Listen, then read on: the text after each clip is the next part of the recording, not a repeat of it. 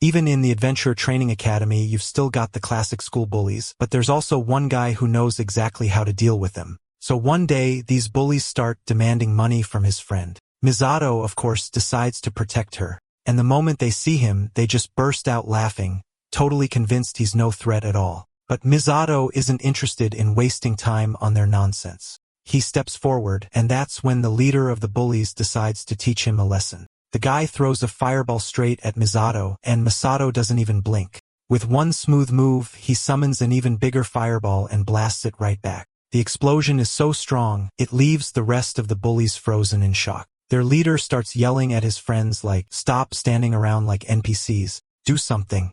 So two of them finally attack. One launches a wind blast, the other a water strike. But just like before, Misato counters both attacks effortlessly using the exact same attributes just on a way bigger scale. Now they're completely losing it. They can't believe he's the same guy who had no attribute not that long ago, and suddenly he's using multiple types of magic at once. They've never even heard of someone doing that. And the crazy part? This is just Misato defending. He hasn't even started fighting back yet, so he decides to go on the offensive.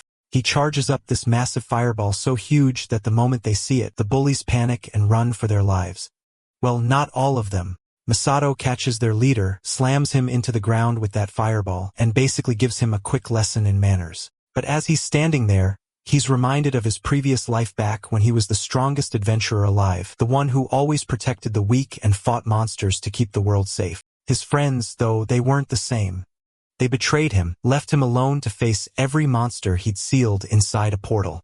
That's how he died last time, but it wasn't the end. When Misato opens his eyes again, he's in a much younger body in a different place. He stands up from the hospital bed and takes a look in the mirror. This new body has a younger face and short hair, and as he places his hand on the mirror, he realizes that the reincarnation worked just as he intended. Right now, he seems to be in a hospital, but the place has medicines that he isn't familiar with. It must have been several years since the incident, and he just hopes that it hasn't been too long so he can still take revenge on the people that betrayed him.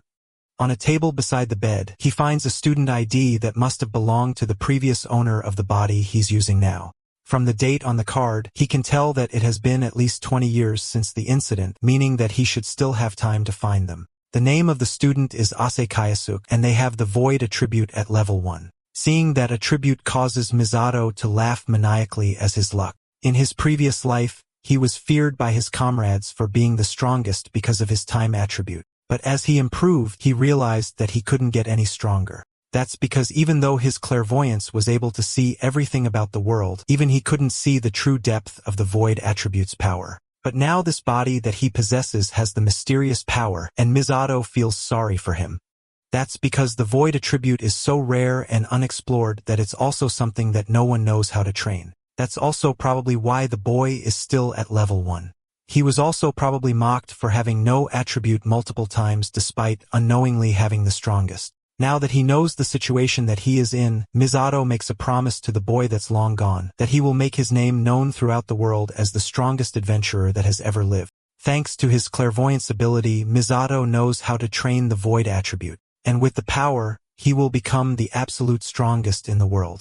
Once he trains this weak level 1 body to something truly powerful, then he will make sure that the traitors from his past life will regret betraying him and causing his death. In order to get his revenge on them, Misato will have to get this kid past level 1. He was definitely more powerful than them in his past life, but now he's just a teenager. The Void attribute, as the name suggests, is a type of magic related to the control of nihility. The ability allows the user to freely project one's imagination into reality.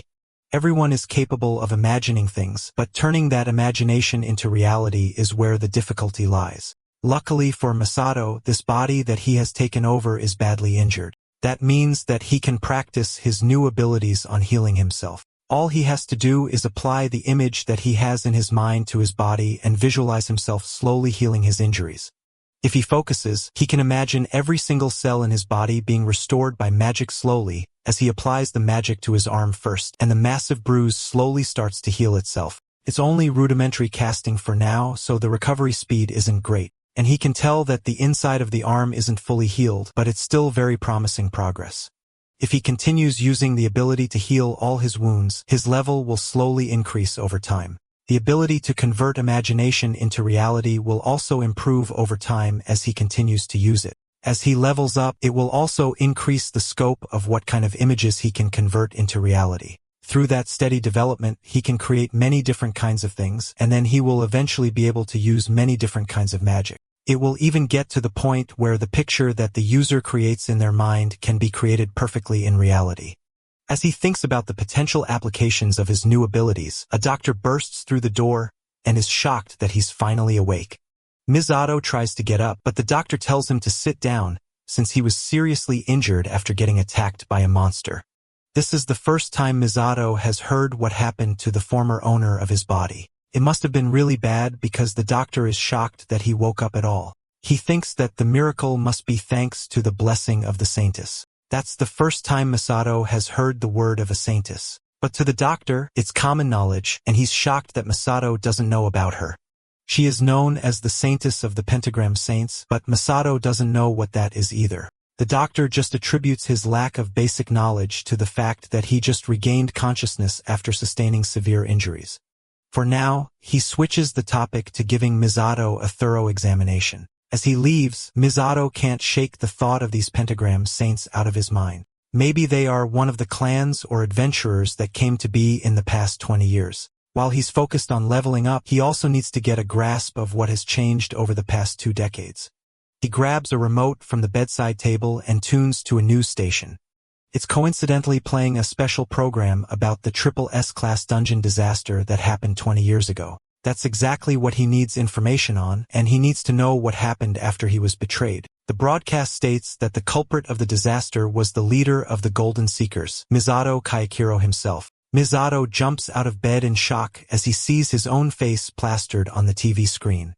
He has no idea what they are talking about and keeps listening. Apparently, the news that went around was that he predicted the upcoming disaster but refused to tell anyone about it. Instead, he was planning to take advantage of the impending chaos that would sweep the world in order to take charge and rule it. To stop this, the other members of the Golden Seekers came together and fought him to prevent this from happening. After defeating Misato, the remaining members of the Golden Seekers renamed themselves as the Pentagram Saints. And after a fierce battle, they sealed the dungeon and saved the world. This false truth is a common knowledge now that the whole world knows about, and the Pentagram Saints have gone on to lead the world in many different areas. Misato turns off the news broadcast and stares out the window in shock. The shock turns to uncontrollable laughter as he figures out just what happened while he was gone. Not only did they betray him, they also dragged his name and dignity through the mud. They sacrificed him and shamelessly reaped the rewards. In the end, now they are being hailed by the world as heroes while he's rotting. With this new news, he is definitely not going to forgive them. Now he has to make sure that all of them go to hell one by one, but he has to calm himself down before he goes overboard. After all, he can't get detected by them since he is way too weak to take them on as he is right now. The first thing he has to figure out is where they are and how he can get to them. He takes the boy's phone and scans through it to figure out what academy he attends. Just as he thought, he attends Takigo Adventurer Training Academy, which is headed by one of the Pentagram Saints, Iwako Hideki. He just woke up, and now he has already located one of the saints so easily. Iwako is a cautious man, though, and he's not the type of person that would just show his weaknesses so easily. On top of that, the difference in their levels is just too great. Beating him as he is right now is pretty much impossible. For now, he has to focus on growing his levels and becoming stronger. He can't do anything at level 1, but once he grows to an acceptable range, then he will make sure that Iwako is the first target. A few weeks pass, and eventually, Misato is fully recovered and preparing to be discharged. The doctor can't believe that he made such a speedy recovery despite how badly injured he was. He starts to think that Misato was once again blessed by the saintess, but our MC cuts him off before he can finish that sentence. He wants the doctor to know for sure that everything that he has achieved so far was thanks to his own power. With that, he leaves the hospital, bidding farewell to the doctor for the last time as he walks out. Now that he's done with the bare-bones preparation for his plan, he's ready to take things to the next level. He has also managed to raise his level up to 27. It's time for him to get a warm-up and test his new abilities by heading to a dungeon. Before he left the hospital, he heard from the doctor that all of Kayasuk's family had died in an accident. It's tragic for Kayasuk. But for Masato, it makes things so much easier since that means that he can do whatever he wants, and he doesn't have to worry about anyone questioning his actions. As soon as he makes his way out of the hospital, he heads over to the nearest dungeon gate to start his first adventure. He has to make sure that he levels up and grows stronger as fast as possible. Now that he has grown his level by healing himself, it's time for him to test out his new skills in actual combat. He heads over to the stall by the gate where the security guard grants permission to enter, and he shows his student ID card. The guard grabs his hand to stop him before he can continue into the gate. He's worried about Masato entering the dungeon since he's only level 27, and this dungeon is usually a place where adventurers have to be at least level 30 to form up parties and enter the dungeon. Despite the strict regulations, Masato plans to enter the dungeon alone, which to the guard is essentially the same as suicide. That would be true for anyone with a normal class. But Masato is a student from the Takigo Adventure Training Academy, and that should give him special permissions to enter this place despite how dangerous it is. As long as he signs a consent form, it should be fine for him to enter without any restrictions. He knew something like this would happen when he approached the dungeon gate, so he looked up the special privileges he gets as a student of the school, and this is one of many. The guard has no choice but to let him through, but that doesn't change the fact that he's worried. Some voices call out to him from the other side of the compound. A group of thuggish-looking kids tells Misato that the guard is just worried about him, so he shouldn't take it to heart. After all, he's just a weak student that hasn't even graduated from the academy yet, so he should know his place. Misato only spares them one glance before he turns around and asks the guard where he's supposed to sign. He puts his signature and leaves to enter the dungeon after confirming that there shouldn't be any more issues. The guard watches our MC leaves and then calls out to the kids from earlier and tells them to head into the dungeon and follow Misato. He can't get over the fact that just allowing a kid to walk in there unprotected is basically suicide. At first, they try to argue with the guards since they are not willing to risk their necks for someone they barely know, but the leader among them stops his friends from making a big fuss. This might end up being good for them at the end of the day. If nobody is watching them inside the dungeon, then they can head in there and do whatever they want. Even if something terrible were to happen in there, there wouldn't be problems or consequences. His friends immediately understand what he's talking about, and they happily rush into the dungeon to follow Misato. Now they can pay him back for being such a brat to them and trying to attempt a dungeon that should be way above his level. The guard cheerfully sends them, completely unaware of their true intentions. This isn't the first time that they have done this. They kill the people that make their way into the dungeon and then blame it on the monsters. Thanks to that, they can line their pockets handsomely, and no one is any wiser about it. With that in mind, they continue chasing after Misato. But 10 minutes of running later, they still haven't caught up to him. The dungeon is a straight path, so it's impossible for them to have lost him. And at this point, they have no idea how he has gotten so far away. Eventually, they finally catch up to him, and they see him surrounded by a wall of monsters. At first, they think that they won't have to kill him after all, and the monsters will take care of him for them, but Misato proves them wrong by using fire magic combined with wind magic to kill all the monsters in a matter of seconds. They are shocked by the fact that he managed to kill so many D-ranked monsters at once, but they are also more interested in the massive loot drops that came from the monsters. If they sell that loot drop, then they can live comfortably for at least 6 months. Misato's back is still turned to them, so they think that he hasn't noticed them yet. This is the perfect time for them to spring and attack and kill him so they can get the rare loot drop. The three spring into action and surround him, then all at once, they unleash their magic at him. Misato finally turns around and gives them his attention, skillfully dodging all their attacks without wasting a second. He's used to these kinds of things already from his past life. No matter what era it is, there's always scum that tries to take what belongs to someone else. Since he dodged all their long-ranged attacks, one of them charges up a fireball and goes in close to take down Misato with a magically enhanced punch. Misato is quicker, however, and charges his fist with ice, which he uses to punch the attacker square in the stomach and send him flying back to his friends. The goon is taken down in a second and left to rot at the back while Misato turns and approaches the rest who are now cowering in fear. In this new life won't be as merciful as he used to be. He plans to crush anyone that gets in his way, and then use them as a stepping stone to get to his next goal without hesitation. Everything that he will do from now on is all for the sake of his revenge. With the goons taken care of, Misato leaves the dungeon completely unharmed, but the disappearance of the boys causes a teacher from the academy to come and check on what happened. The man is a subordinate of Iwako, Yoichi Tsudai, and he got the news that one of his students entered the dungeon alone.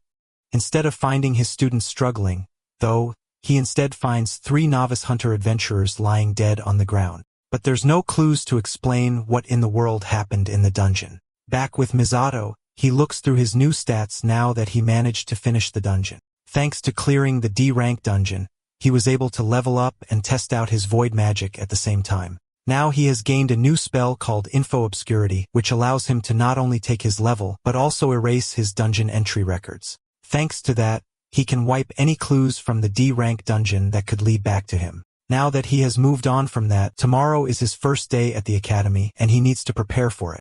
He takes a look through Kayasuk's phone and sees some unread messages from people that are clearly bullying him and extorting money from him through violence. That perfectly explains what Kayasuk has been through and how he got in that sorry state. The next day, he heads to school, and as he walks through the front gate, he's greeted by a cute girl that seems to know him. This is his classmate, Asahi Karen, and she runs up to ask him how he's doing after being hospitalized. It looks like, despite his struggles, Kioski had people that were worried about him. As the two of them talk, a group of bullies come to confront Kioski. They tease him for being someone with no attribute, and they are clearly aware of the fact that he barely escaped death. These are most likely the people that were sending him threatening messages the night before. The lead bully steps up to them and demands for Kayasuk to pay up for them, always having to protect him, and it's clear that this is going to lead to a fight. Karen gets in front of him and tries to stop the bullies, reminding them that Kayasuk just got discharged from the hospital. Although she's trying to be brave for him, her shaky hands are a clear sign that she's terrified. Our MC notices this and gets in front of her, assuring her that he will be fine. The bullies laugh at him, thinking that he's just trying to be cool in front of a girl. Since he's so eager to show off, the bullies are more than happy to remind him of his place in the school. Unfortunately for them, they haven't yet realized that the hierarchy has changed since Masato took over. He made a promise to the boy whose body he took over that he will make his name known throughout the world as the strongest adventurer, and Misato considers himself to be a person that keeps to his word. He taunts the first bully, and it works incredibly well, causing him to cast a spell towards Misato's direction. Using magic outside of dungeons is against school rules, but it seems like the bullies don't care anymore. They need to show Misato that it's wrong to step out of line when they don't have attributes. He tosses a fireball at our MC, and Misato returns it in kind, countering his attack with an even bigger fireball. The two attacks clash, resulting in a huge explosion while the bullies wonder when Kayasuk got the ability to use a fireball. Masato is barely fazed by the weaker attacks, and the bully tells his friends to stop standing around like NPCs and do something. The two of them unleashed wind and water attacks towards Masato. But just like with their boss, Masato counters the two attacks with similar attacks on a larger scale. They can barely believe that someone who had no attribute not too long ago is now using multiple magic attributes at once. This is a power that they have never heard about before, but it's just the beginning. Misato has just been using their own powers to nullify their attacks, but now it's his turn to go on the offensive. He charges up a massive fireball behind him to intimidate them, and the size of it causes them to run away in fear as he steps towards them. Misato grabs the closest one who's screaming for help as he tries to run away. Then he asks the boy if he gave Kayasuk any help back when he needed it. Without waiting to hear the boy's answer, he grabs him by the face and holds him up while charging a massive fireball in his fist. He knows that there is no need to hear what the guy has to say since people like him always end up saying the same things anyway. That's why no matter what he ends up spouting out, it won't stop Misato's fist from crashing into his face.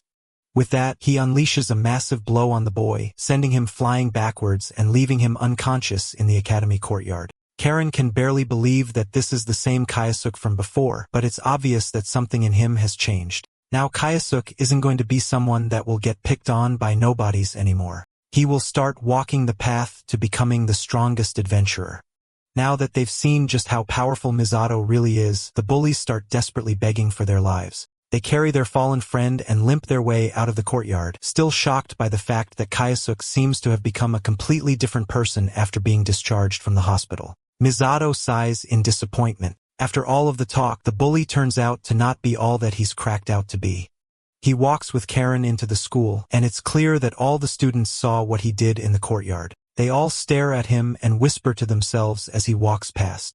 Misato notices the stares and wonders if he stood out too much by showing off like that. As he walks with Karen, someone tries to cut through the crowd to get to him before he can enter his class.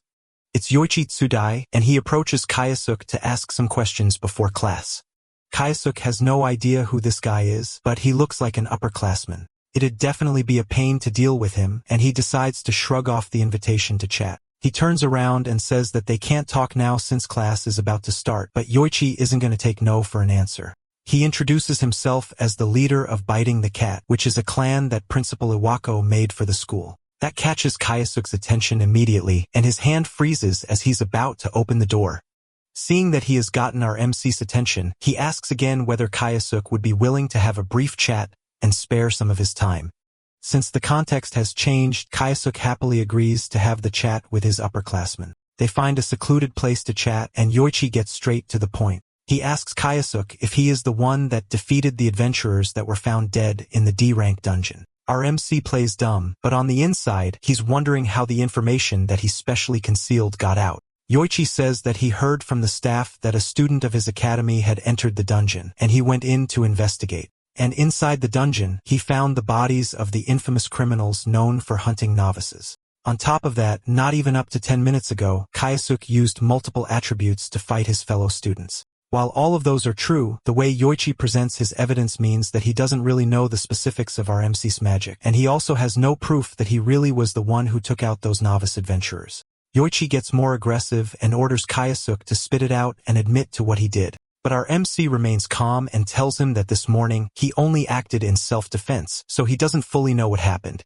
Then he reaches into his jacket and pulls out the student ID card that he altered to show a fake level. The ID card says that he's just level 1, which means he can't possibly be strong enough to do all the things that he's being accused of. On top of that, he also has the Void attribute, which is well known to be a pointless attribute that might as well mean you have no magic. The fact that Kayasuk is just a nobody and is wasting Yoichi's time makes him angry, and he turns to leave, apologizing for calling him over for no reason. Before he leaves, he warns Kayasuk to avoid acting suspiciously so that he doesn't make trouble for his seniors.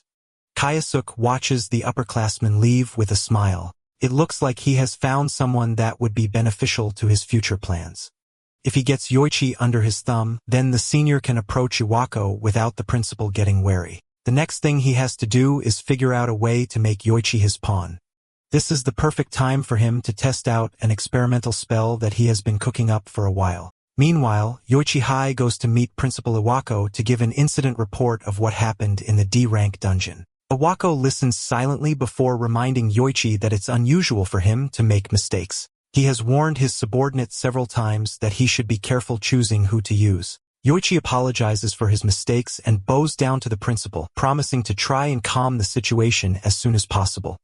Iwako walks up to his subordinate as he continues to bow and reminds him that if it becomes known that he worked with adventurers who hunt novices, then the backlash will also reach the principal, who is a pentagram saint. Then he grabs the student by the face and tells him that if he continues to make mistakes like these, then he will be discarded in a heartbeat. Yoichi bows his head lower and tells the older man that he understands. On the outside, he seems polite and submissive, but inside, Yoichi is seething at the fact that he has to deal with this old man. If he had known that things would end up like this, then he would have tried to squeeze out more hush money from the novice hunters. Now that the major things have been discussed, Iwako still doesn't fully believe Yoichi's story. According to the report that he gave, the student that caused this whole mess should at least be a third-year student. But there's no third-year student who entered the dungeon recently according to the records. What Iwako suspects is that a monster defeated the group while they were busy hunting novices, and now Yoichi is desperately trying to cover it up. Rather than thinking that one of the academy students is capable of beating novice hunters on their own, it's more realistic to think that Yoichi is just lying to save face. The only way that Iwako could be wrong is if something unusual happened. Yoichi immediately remembers the Void attribute student from earlier. He asks Iwako if it's possible for a unique attribute to be involved in this mess. While it's plausible, it's also highly unlikely, and Iwako doesn't buy it. Yoichi has heard what he needs to know, and he tells the principal to leave it to him. He will find out the root cause of the matter and deal with it swiftly, and he knows that Kayasuk is where he needs to start. The next day, a group of students are having a training course in a dungeon. They all unleash their magic on the monsters in the dungeon, but some of them are way too strong and jump over the students to attack them. The students desperately run away as Yoichi runs past them and blasts the monster in the back with powerful magic, causing it to fall to the ground. He calmly tells the students not to break formation and to remain calm and orderly. The students marvel at how amazing Yoichi is, and they aren't shocked by the fact that he was chosen by Principal Iwako to lead Biting the Cat. Now that all the monsters in the area have been taken care of, he leaves the rest of the dungeon clearing to the student and walks off to deal with a personal matter. Now that pressing matters have been taken care of, it's time for him to do what he really came here for. He pulls a piece of jewelry out of his pocket and activates it to reveal Kayasuk's current location. The chains glow for a moment, then point in a direction much deeper into the dungeon, far away from the other students. It's just as Yoichi thought. There's definitely something weird going on with Kayasuk, and he's determined to know what's going on. This is much better for him anyway, since no one would think twice about the death of a student who wandered away from the group. He'll just tell everyone that he happened to find Kayasuk already dead deeper within the dungeon. Tragedies like these are a common occurrence in dungeons anyway, and he won't lose any sleep at night for it. The more Yoichi thinks about the strange student, the more he's sure that there is something that he needs to figure out. First, it was the incident with the novice hunters, and after that, it was nothing but trouble after he got discharged from the hospital. The boys that Kayasuk beat up also gave a rather interesting story that he wants to know more about. When he interrogated them, they begged for forgiveness and claimed that the boy with no attributes took them all on at once and even used multiple types of magic to attack them. Not only that, even after using the same type of magic they used, he also created a huge flame like nothing they have ever seen before. The whole thing is way too unrealistic for Yoichi to believe, and he's almost completely sure that they are lying. Once he finished asking the boys what he needed to know, he left them alone, but not before telling his subordinates to re-educate them and make sure that they understand that the academy has no use for weaklings who lose to people that are incompetent. He walks away as the boys cry for mercy, but the matter has been decided, and he doesn't plan on changing his mind. One of the bullies speaks up before he can leave the room. This one is the most badly beaten among them, and he's the same one that Kayasuk gave a devastating fire-charged punch to. He warns Yoichi that Kayasuk has long since stopped being human, and he has a whole different level of power. The fear in his eyes is definitely not something that can be faked. And just to be sure, Yoichi had Kayasuk placed in a special class hosted by Biting the Cat. Instead of showing off all the things that the boys claimed though, just created some powerful illusions, which isn't half as impressive as what they claimed he could do. It's more likely that Kayasuk used some kind of magic item during their fight, and he's just a weak non-attribute that doesn't need any attention. He's also sure that our MC must have used some kind of underhanded method to take care of the novice hunters too. As he walks deeper into the dungeon, he starts to notice some monster corpses littered around the area.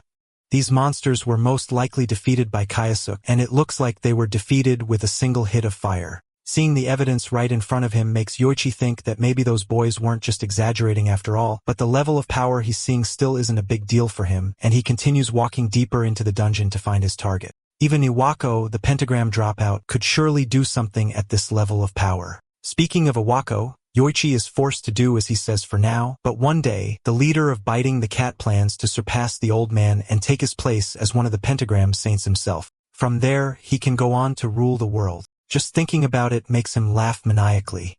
That aside, he mustn't let anyone find out about his connection to the novice hunters. Kayasuk is also another thorn in his side that is likely to cause more trouble in the future.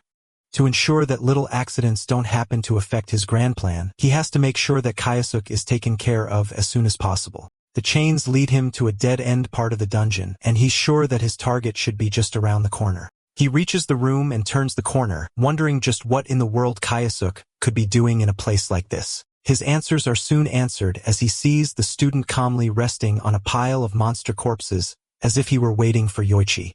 The moment he turns the corner, Kayasuk scolds him for being late and keeping him waiting. Yoichi can barely believe what he's seeing. After all, his presence should have been completely concealed, but it's clear that Kayasuk was patiently waiting for him this entire time. His mind starts to race as he wonders how Kayasuk managed to notice his presence, but our MC parrots his thoughts perfectly before he can even finish thinking them. On top of being powerful to unknown degrees, it looks like our MC can even read thoughts now. That's another problem for Yoichi to worry about as he tries to figure out who he's facing off against. With no reason to hide in the corner anymore, Yoichi comes out and directly asks Kayasuk what exactly he is. Kayasuk doesn't answer the question, and instead compliments Yoichi on being someone personally chosen by Iwako. But then he also says that the feat isn't something that he should think of as a big deal. The way he hunted down the novices and extorted money from them is a cowardly act, just like his mentor, Iwako. That's something that no one should know, but it's clear that Kyosuke has his upperclassmen all figured out. Then our MC jumps down from the corpse pile to confront his senior directly. He knows that Yoichi seems to enjoy tormenting others, but that is only because he has never understood how it feels to be hunted. Now that he has decided to cross Kyosuke, our MC will be more than happy to teach him what it feels like to be hunted. And by the end of it, he will use his magic to make Yoichi dance. After everything he has seen today, Yoichi can confirm it for himself. Kyosuke has become someone incredibly dangerous that he can't ignore. He activates a sword with fire magic and prepares to go to battle with the powerful student. For the sake of his ambition, he will do his best to defeat Kyosuke at all costs. Without wasting a second, Yoichi pushes off the ground towards our MC, charging towards him and unleashing a devastating strike. Kyosuke dodges it effortlessly, and he's not at all impressed by Yoichi's weak level of skill. Then he returns the attack in kind by charging up a fireball in his hand and sending it right back at Yoichi. The senior student cuts through the flame with his sword, and he too isn't impressed with Kyosuke's level of skill. It's clear that the two of them are holding back against each other, and the battle is just starting. As soon as the flame clears, a burst of lightning cuts directly towards him, and he is only barely able to block it with his sword. Then several sharp spikes pop out from the earth below him, but he's able to cut them all up in an instant with a few sharp sword strikes. That confirms that Kyosuke really is able to use multiple magic attributes at once. It looks like there is something crazy going on with his void magic that he has never heard of before. As he's talking, Kyosuke dashes behind him with an ice sword and goes for a backstab, but Yoichi is just barely quick enough to react in time and block it. Now suddenly, the upperclassman is on the back foot, and he's being pushed back by a much stronger and faster Kyosuke. Now the leader of Biting the Cat is starting to get irritated. Ever since Kyosuke popped out of nowhere, he has done nothing but get in the way of Yoichi's plans. Kyosuke has no idea what he's talking about, since he doesn't even know what the upperclassman's plans are. His plan is very simple. He one day wants to become the person that surpasses Iwako.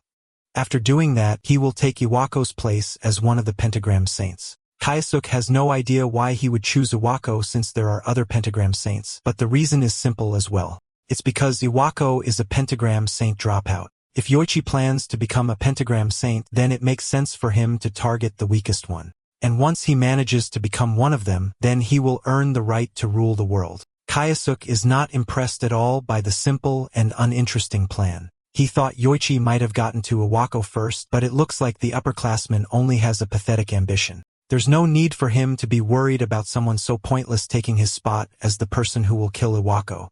The unwanted criticism angers Yoichi, and he charges at our MC with new vigor, and the two clash with their respective swords. Yoichi just wants power and money and women to be an easy access in his life. He wants the kind of power where no matter how much he tramples on others, no one can say anything. If he becomes a pentagram saint, then he can do whatever he wants, and he might even get a hold of the saintess's weakness, and maybe he can go on to claim her as well. Kyosuke is tired of hearing the delusions of his power-hungry opponent, and he prepares to end this battle once and for all. With a quick flick of his sword, he sends Yoichi flying backwards, and the force is strong enough to break the upperclassman's sword. On top of that, thanks to Yoichi's meaningless rambling, it gave Kyosuke enough time to prepare a special magic spell.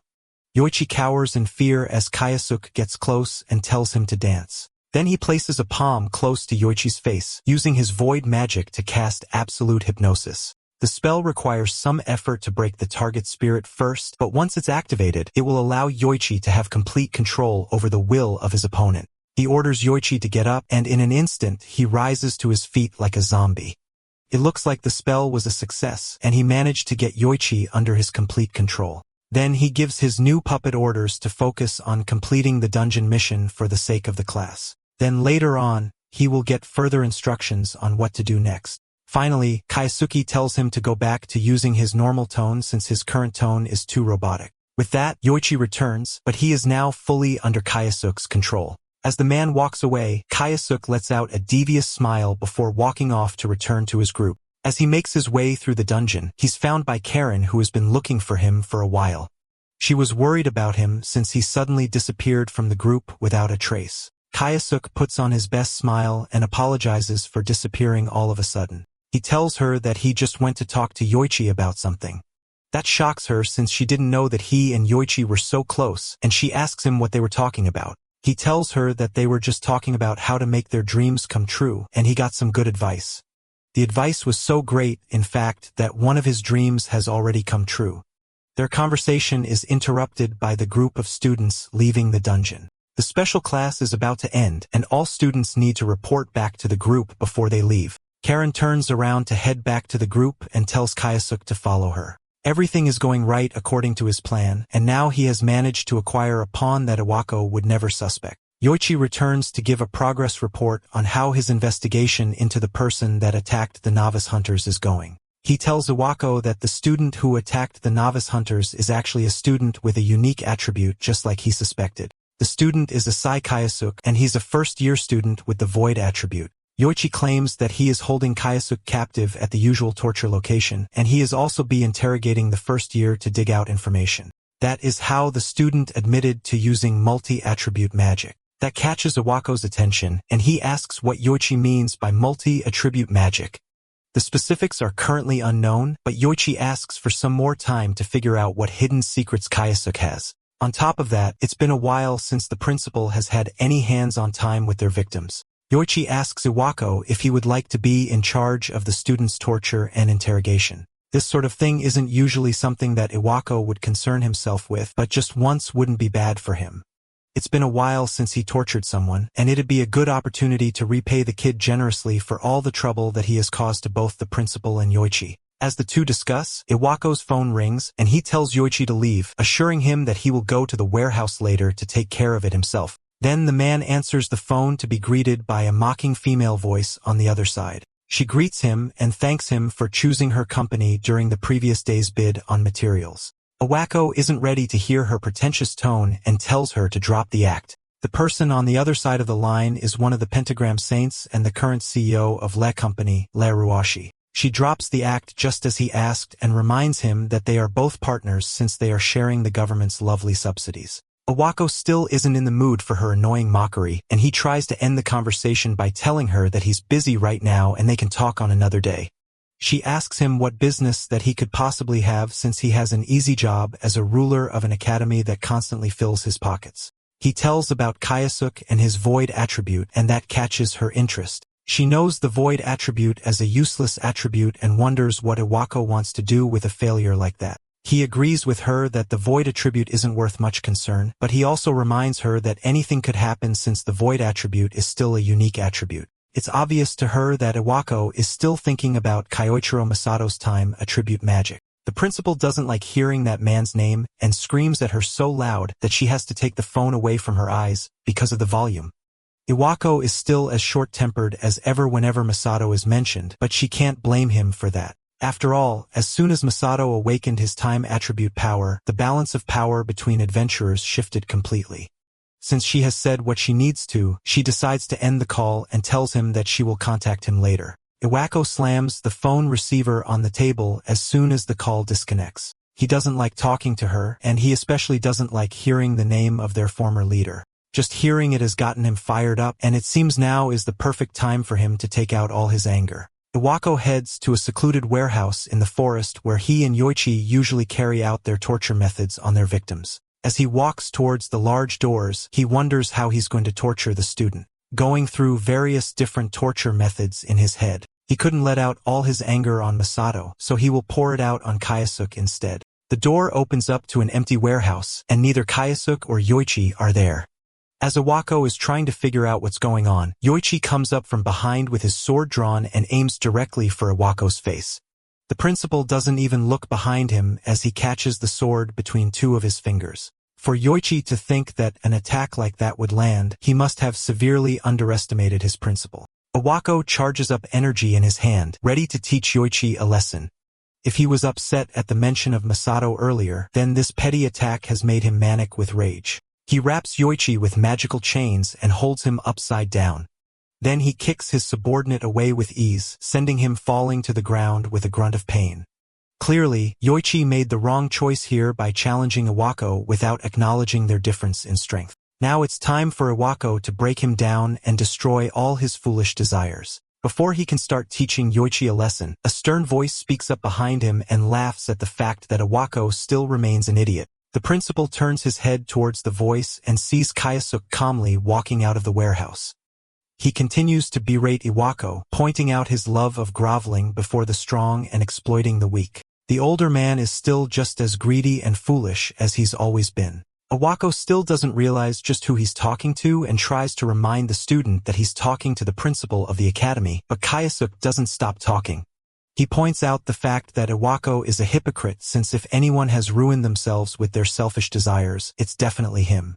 That's the last straw for Iwako, and he demands that Kayasuke give him his student number, so he can be expelled. Kayasuke smiles at how Iwako still hasn't figured out just who he is. He has worked so hard to get to this moment, and now it's finally time for he and Iwako to have a chat between themselves.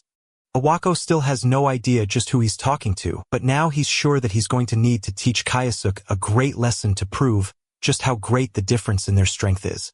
He starts the attack with advanced earth attribute magic, creating a giant fist out of rocks to destroy Kayasuke in one hit. Normally, there'd be no way a student would avoid an attack like that. He sends the fist flying towards Kayasuke, who doesn't react to it, and it looks like he's about to take the full brunt of the attack.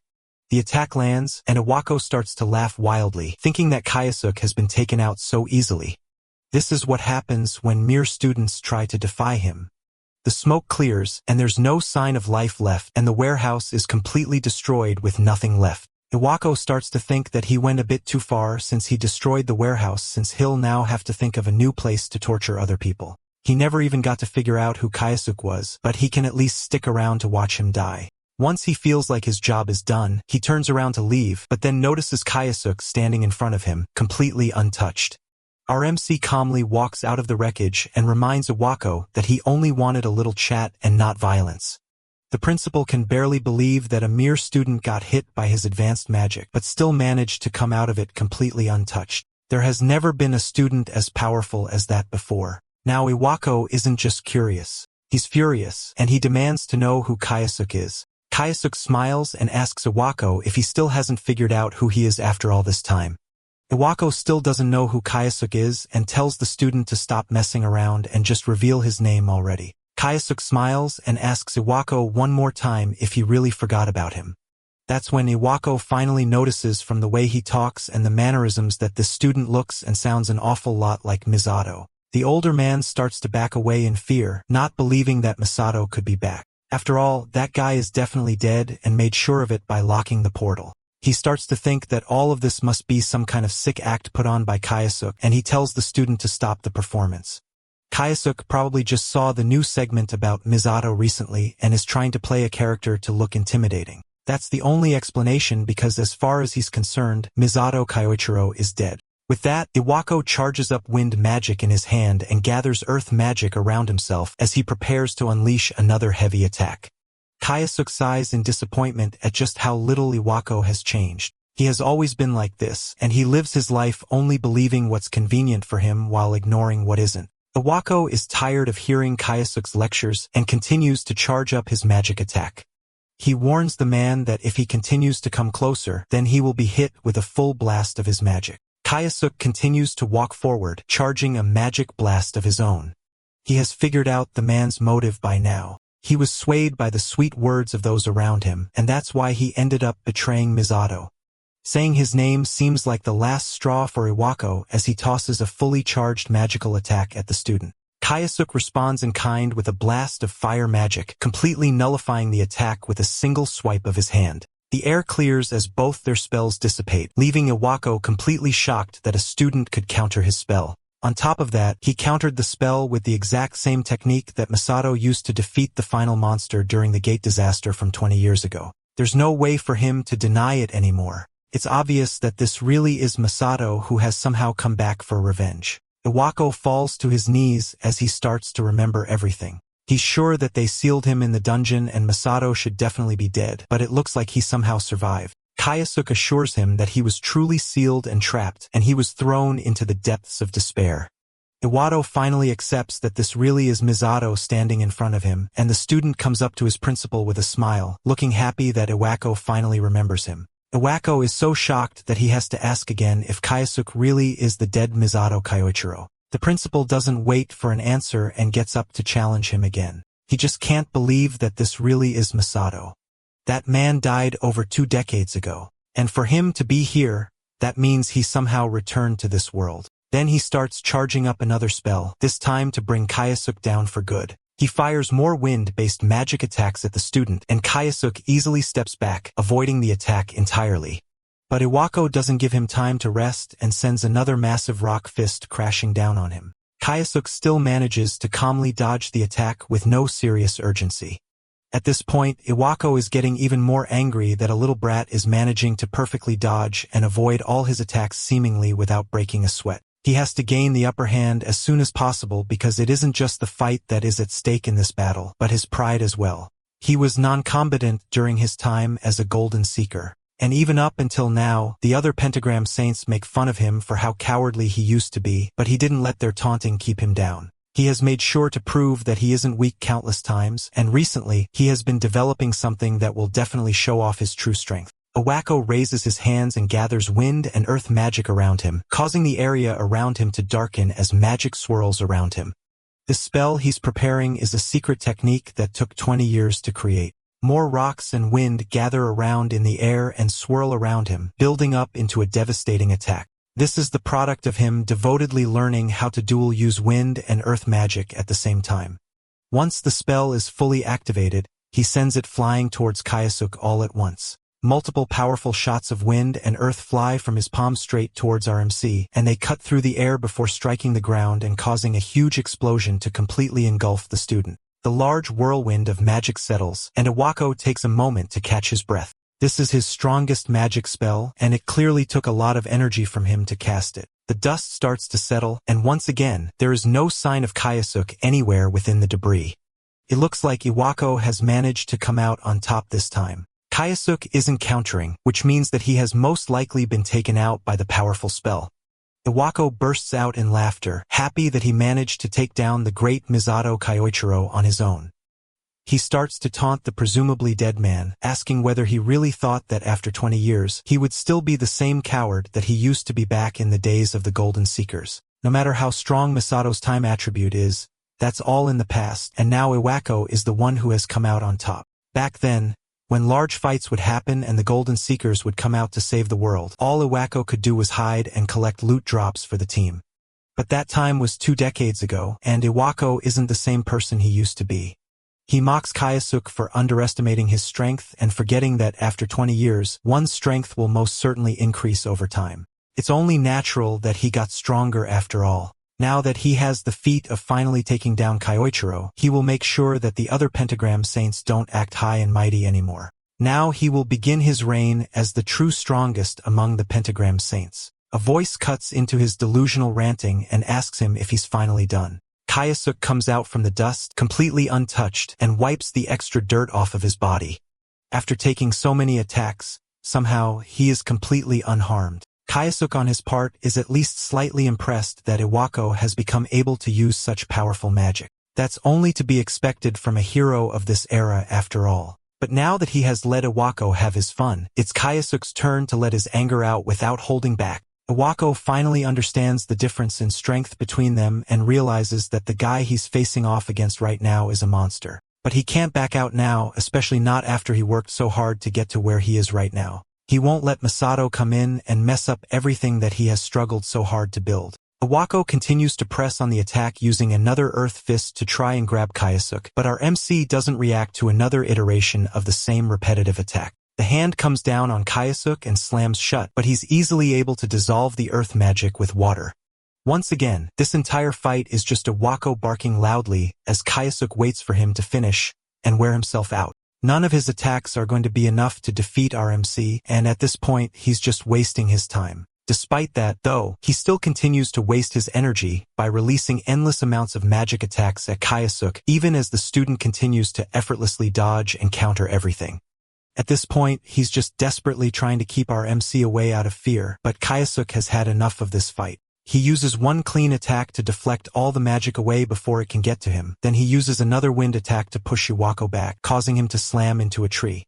Before the older man can get up, Kayasuk approaches with a fire-enhanced fist, ready to bring the man down once and for all. Iwako, realizing that there's nowhere else to go, cowers in front of Kayasuk, desperately begging for forgiveness. Kayasuk stops the fire fist for a moment as the man continues to grovel in front of him. He apologizes for what happened 20 years ago and continues to beg for his life. Although he seems sorry on the outside, he's banking on Kayasuk's overwhelming empathy and niceness to let him off the hook.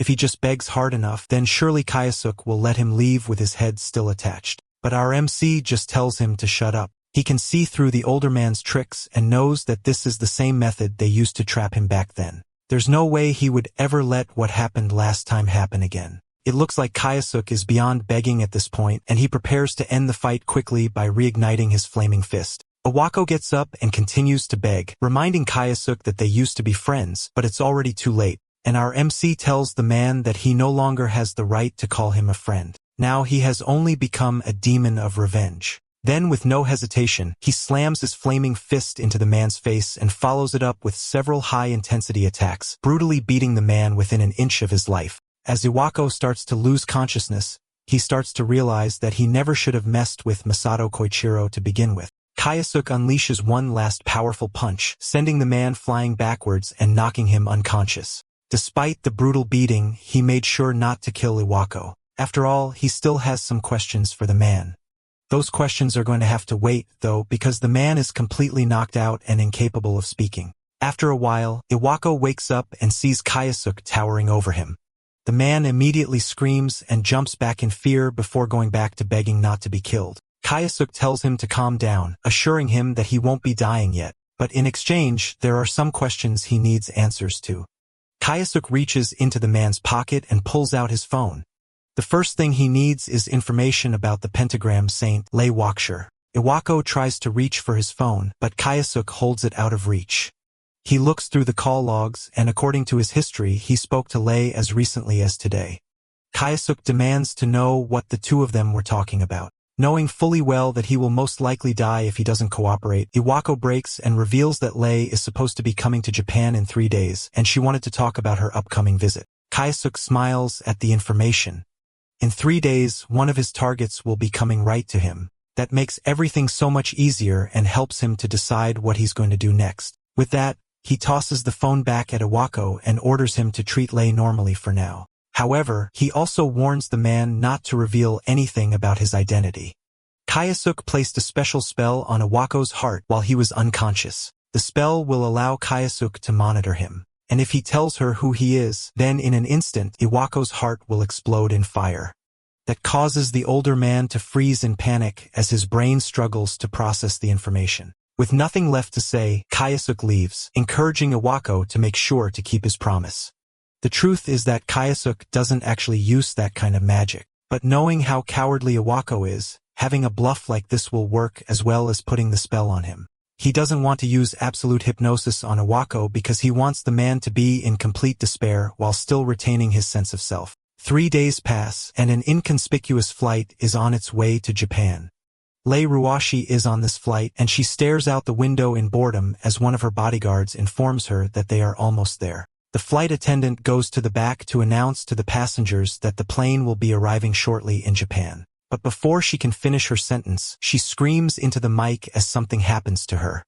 A group of armed men are hijacking the plane, and they hold the flight attendant at gunpoint. One of the men points his gun at the group of unarmed civilians and orders all of them to get on the floor. Luruashi gets up without hesitation as the men continue to shout, and she walks towards the back of the plane. Then in an instant, she rushes in front of one of the men and grabs him by the collar using magic to slam him into the ground before he can react. With one down, she runs to the other one holding the flight attendant hostage and knocks him out with a quick palm strike to the face. In a matter of seconds, both criminals are incapacitated, and the passengers look up to see Lei Ruashi standing over their unconscious bodies.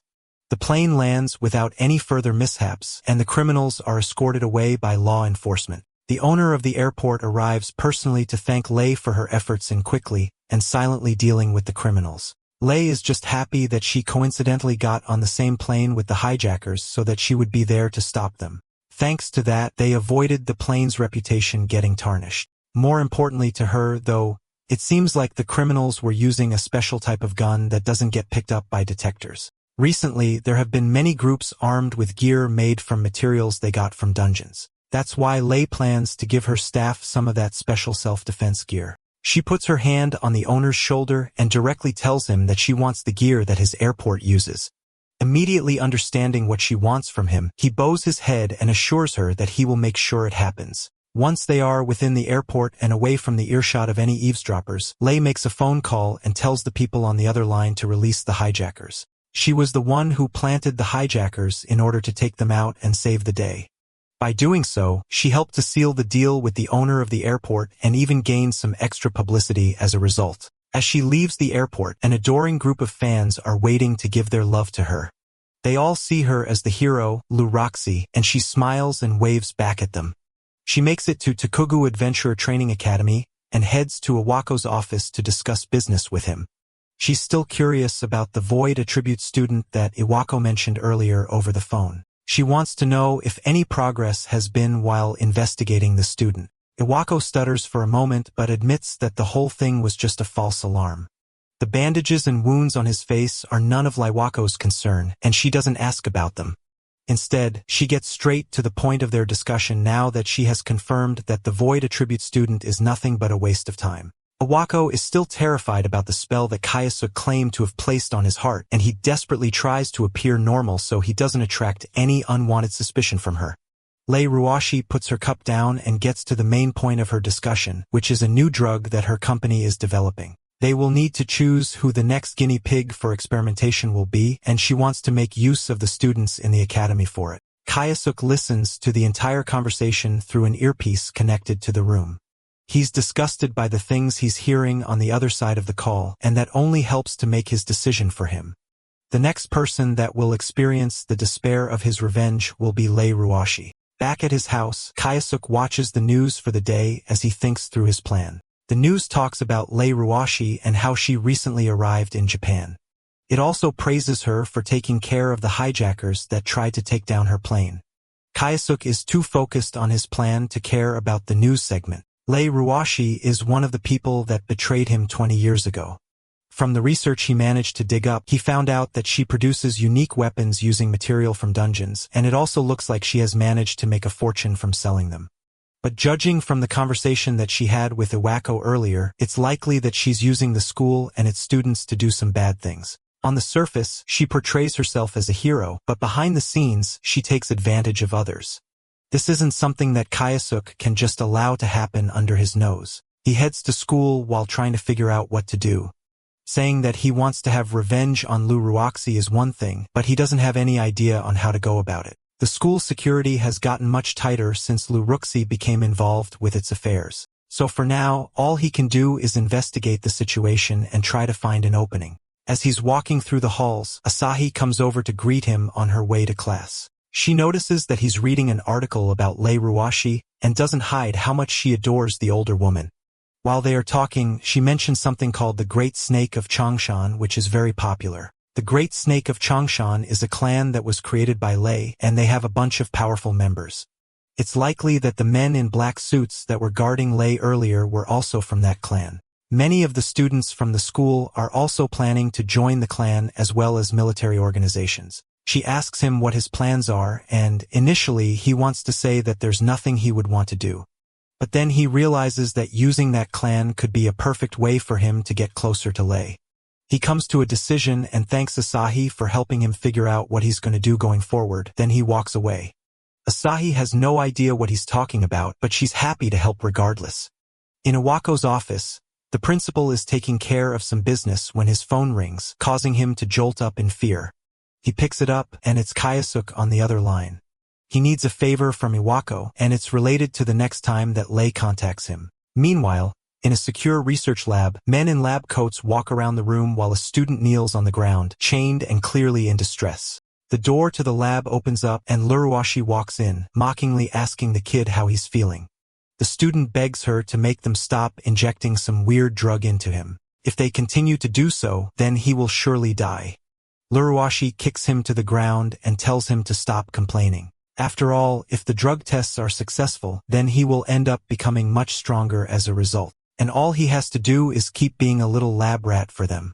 She snaps her fingers, and two of the researchers come up behind the student and inject him with another dose of the strange medicine. The student tries to beg and move away, but as soon as the drug enters his system, he starts to gargle and scream before eventually going silent. It looks like this time, the medicine caused him to lose his language ability. It seems like if the lab rat doesn't have at least some skill in magic, then the drug won't work on them. They still need to gather more data, and for that, they will need to get more test subjects. In order to do this, they can hold a recruitment for the Great Snake of Changshan clan, but it's actually a way for them to gather strong people to use as test subjects. She makes a call to Iwako in order to ask him if he remembers their discussion about test subjects before. Right now, she needs someone who is skilled in magic, and she wants him to pick out some students from the academy for her to use. Iwako instead gives her an idea to hold a selection at the academy. That way, they can directly find people who are skilled and bring them in without arousing suspicion. Lei Ruashi is delighted by the idea and starts planning to hold the selection immediately. Meanwhile, Iwako ends the call in sighs. He has done what Kayasuk asked him to do, so now the ball is in our MC's court. The next day, one of Lei Ruashi's guards makes an announcement to the students, informing them that the Great Snake of Changshan will be holding a selection exam to find new recruits. The students are excited to get an opportunity to join a popular clan, but Kayasuk simply smiles in satisfaction. It looks like a road to get closer to Lei has finally appeared for him. The students interested in joining the Great Snake of Changshan gather in the school sports field to take the selection exam to join the clan. Lei Ruashi's personal guard appears to give a rundown on how the exam will go. As he's listing out the rules for the competition, Kayasuk decides that he has to pass the selection exam so that he can join the Great Snake of Changshan and get close to Lei. His approach to this one has to be different from how he got to Iwako. Before, he tried not to draw any attention to himself. But this time around, he has to catch the attention of Lei's right-hand man, Yang Xinyu, and also the attention of the other examiners. To do that, he decides to show off his power a little bit. After the initial announcements, Kayasuk heads over to the seating area to wait for the real preliminaries to begin. Asahi comes over to meet him when she sees him resting by the stands. She reveals that she also plans to take the exam, much to Kayasuk's displeasure. He would rather not have her getting involved in this whole mess. Asahi herself knows that she doesn't really belong with the other powerful students who are taking the exam, but she has her own reasons for wanting to join despite that. She plans to do her best to make it through the exam, and she wishes Kayasuk good luck as well. The exams begin, and it starts with a test to measure magical power. The guards present an orb, which will be used as a measuring device to visualize the magic power of anyone who touches it. The students are to step forwards one by one and pour their magical power into the orb, and then they will be graded based on what shows. The first group of students aren't that impressive to the examiner giving the grades, and he gives most of them average marks. Then it reaches Kayasuk's turn, and he proudly steps up to the orb to take his test, flashing his card to the examiner as he goes by. The man isn't too impressed at seeing a level 30 void user, and he already doesn't expect much from him. However, his expectations are blown out of the water as Kayasuk unleashes a massive amount of magical power, causing the orb to glow with a bright light that almost blinds everyone in the area. They can barely believe how powerful he is just from the first test. As the light show dies down, Kayasuk calmly walks away as the examiner gives him an S grade for the first test. The next is a magic skills test, which is a student's opportunity to demonstrate what they can do with their attributes. Kayasuk generates a lump of earth, which is a very basic spell that most people can do, but then he follows it up by creating a ball of water, which is already shocking enough. But afterwards, he finishes it up with a ball of fire, lightning, and air, and manages to perfectly hold all of them together at once. Those are all the basic attributes of magic being cast and maintained at the same time, and it's a feat that no one has ever seen before. That's the power of the void attribute, which has been mocked as powerless for much too long. Asahi runs over to congratulate him after his incredible performance, but now it's her turn to prove her worth with her magic. She steps up to a bunch of dried and dead plants and casts light magic on them, instantly reviving them and filling them with vitality. The other students laugh at the fact that all she can do is revive dead plants, which is nothing special, but Kayasuk knows the true value of her skill. She has light attribute magic, which is just as rare as his void attribute, which means she has the potential to become powerful like him. But it'll be difficult for the examiners to evaluate her skills because it's so rare. He feels a bit bad for her, but it's better for her to not get dragged into this mess with him. Unexpectedly, despite Kayasuk's thoughts, Yang Sinyu puts her name down as someone worth trying as a test subject. After all the exams are done, the last stage is a one-on-one duel with the examiners. These examiners are members of the Great Snake of Changshan, so naturally, the students have no chance of winning. But this fight isn't about whether the students can win or lose. They will all be evaluated based on how well they fight. Yang Sinyu is well aware that there is no way a student could win against them in the first place. Kayasuke's turn comes up and he's set to face one of the toughest-looking examiners in the event.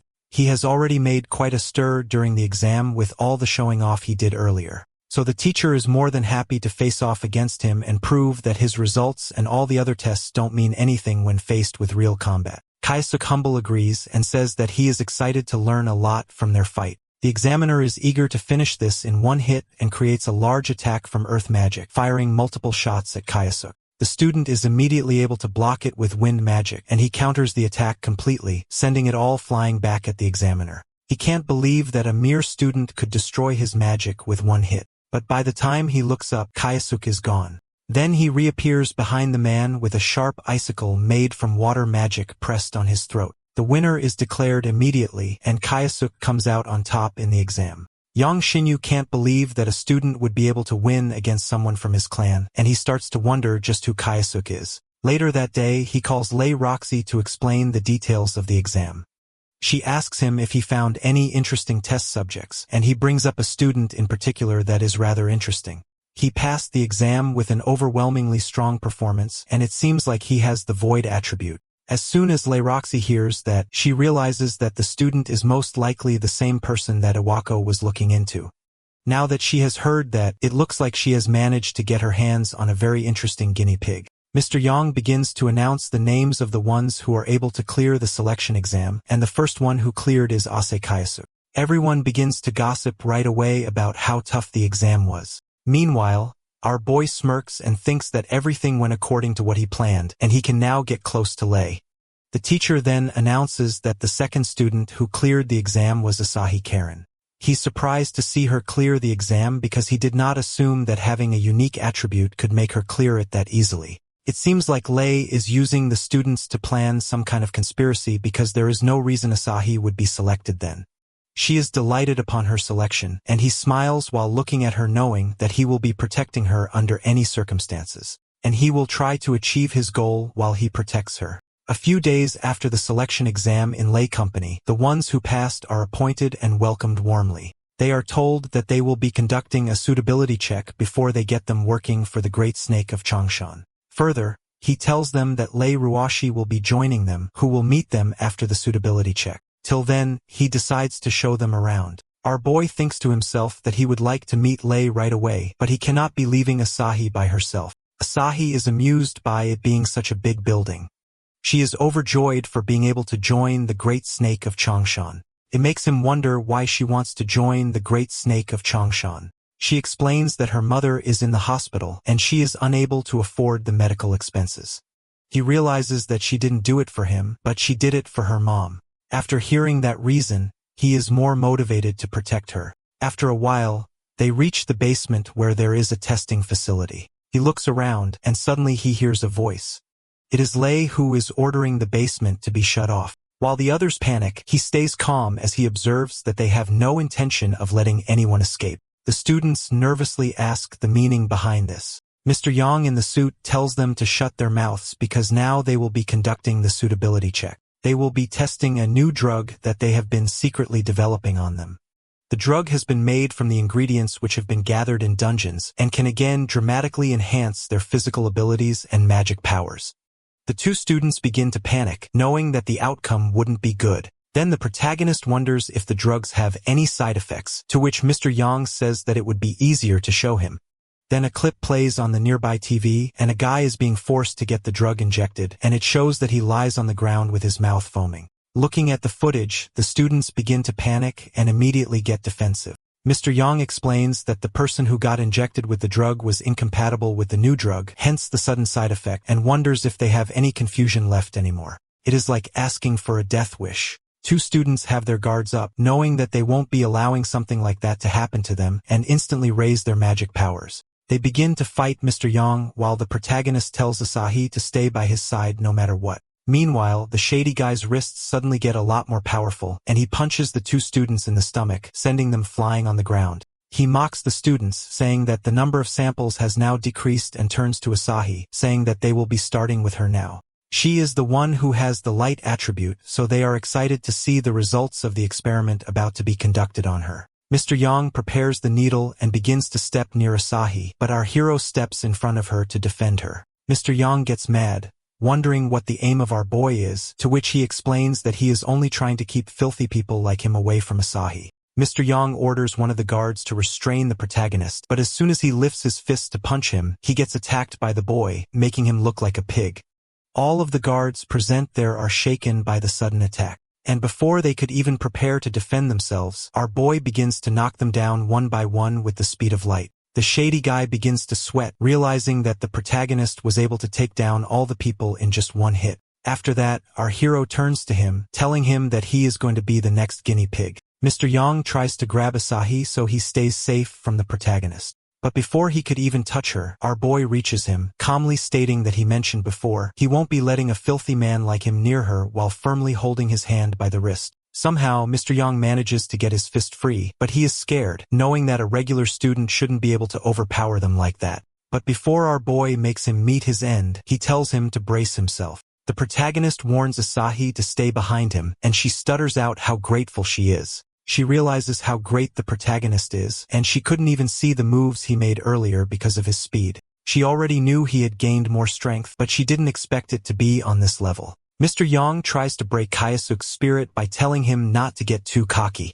But our boy has a question. He knows that the students are being used as their lab rats, so why are they doing that? Mr. Yang explains that the reason behind it is quite simple, because the ones who follow Miss Lei can receive her blessings. When the development of their drug is completed, she will be gaining more strength. Hearing that, our boy gets mad because Mr. Yang literally tried to justify inhumane experiments.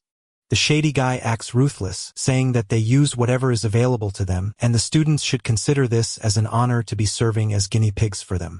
Our boy is drawn to the flashback where Asahi was telling him about the high medical bills, so getting selected into it was a big deal for her. The evil guy points at Asahi, saying that she must be really happy to become a part of their team. But instantly, our boy shuts him up and releases his magical energy.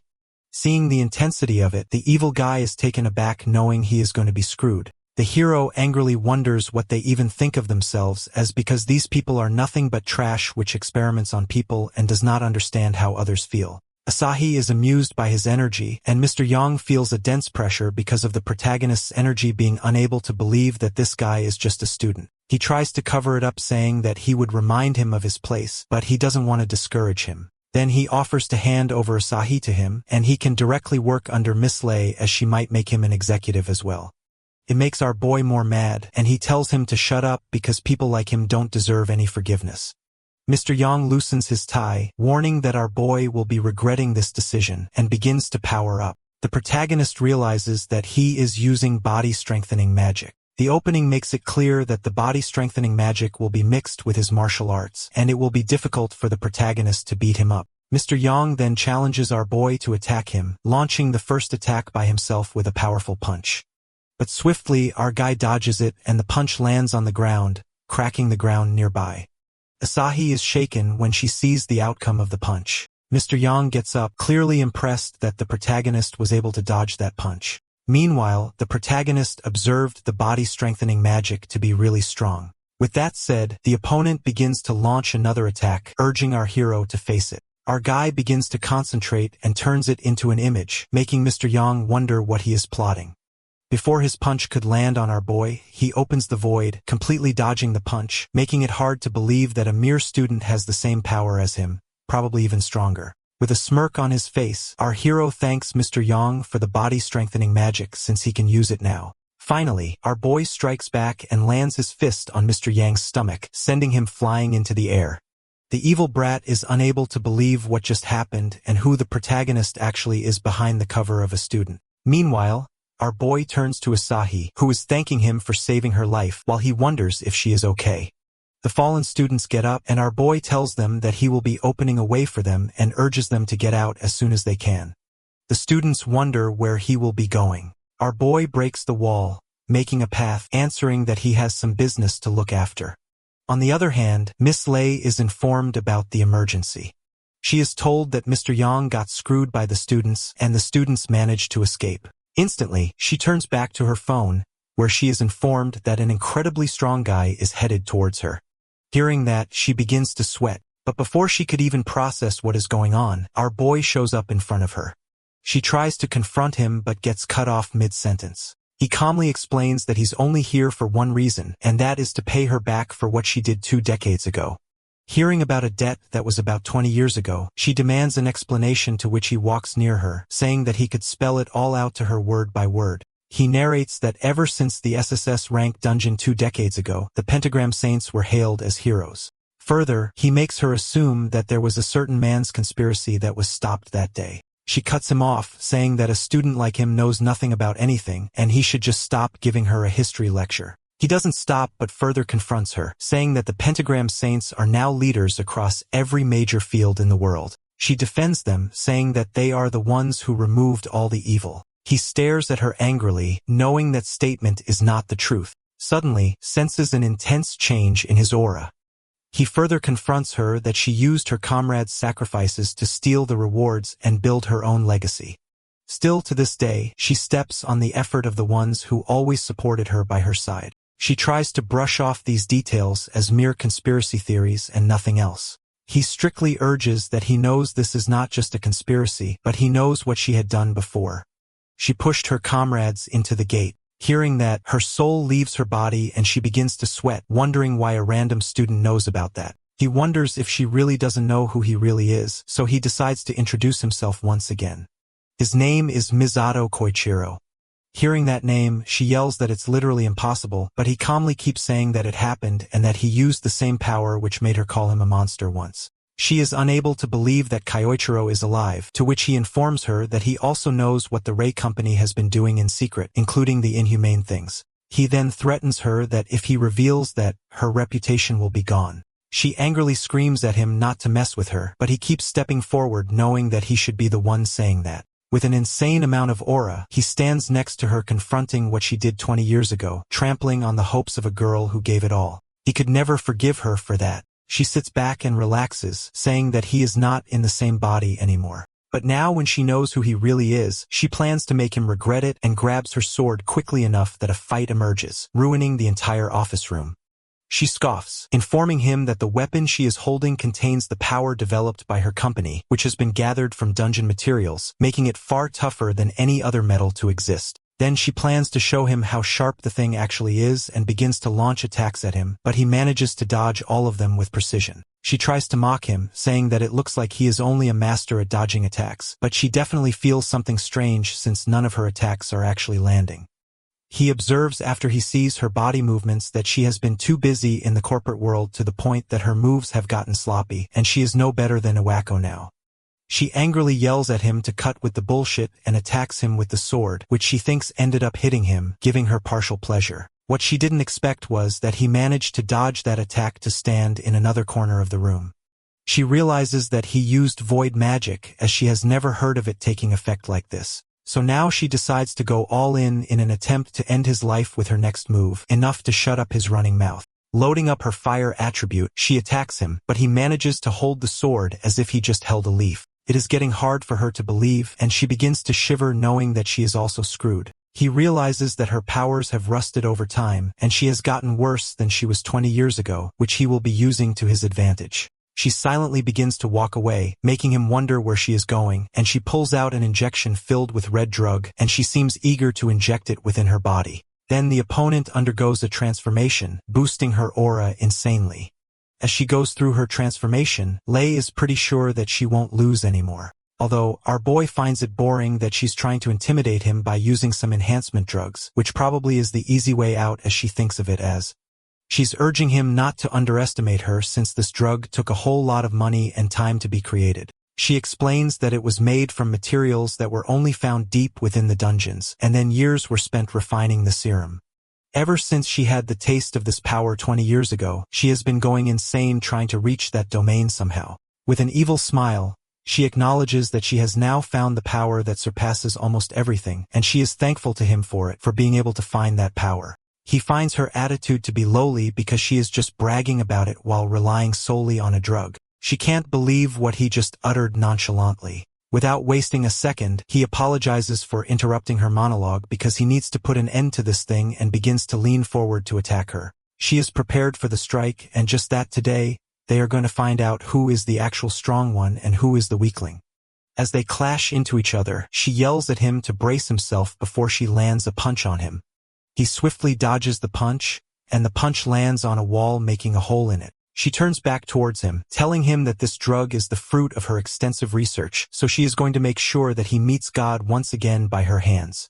With that said, she charges up another attack of hers, but she is given an illusion that she managed to defeat him. Before she could even celebrate it, she hears his voice.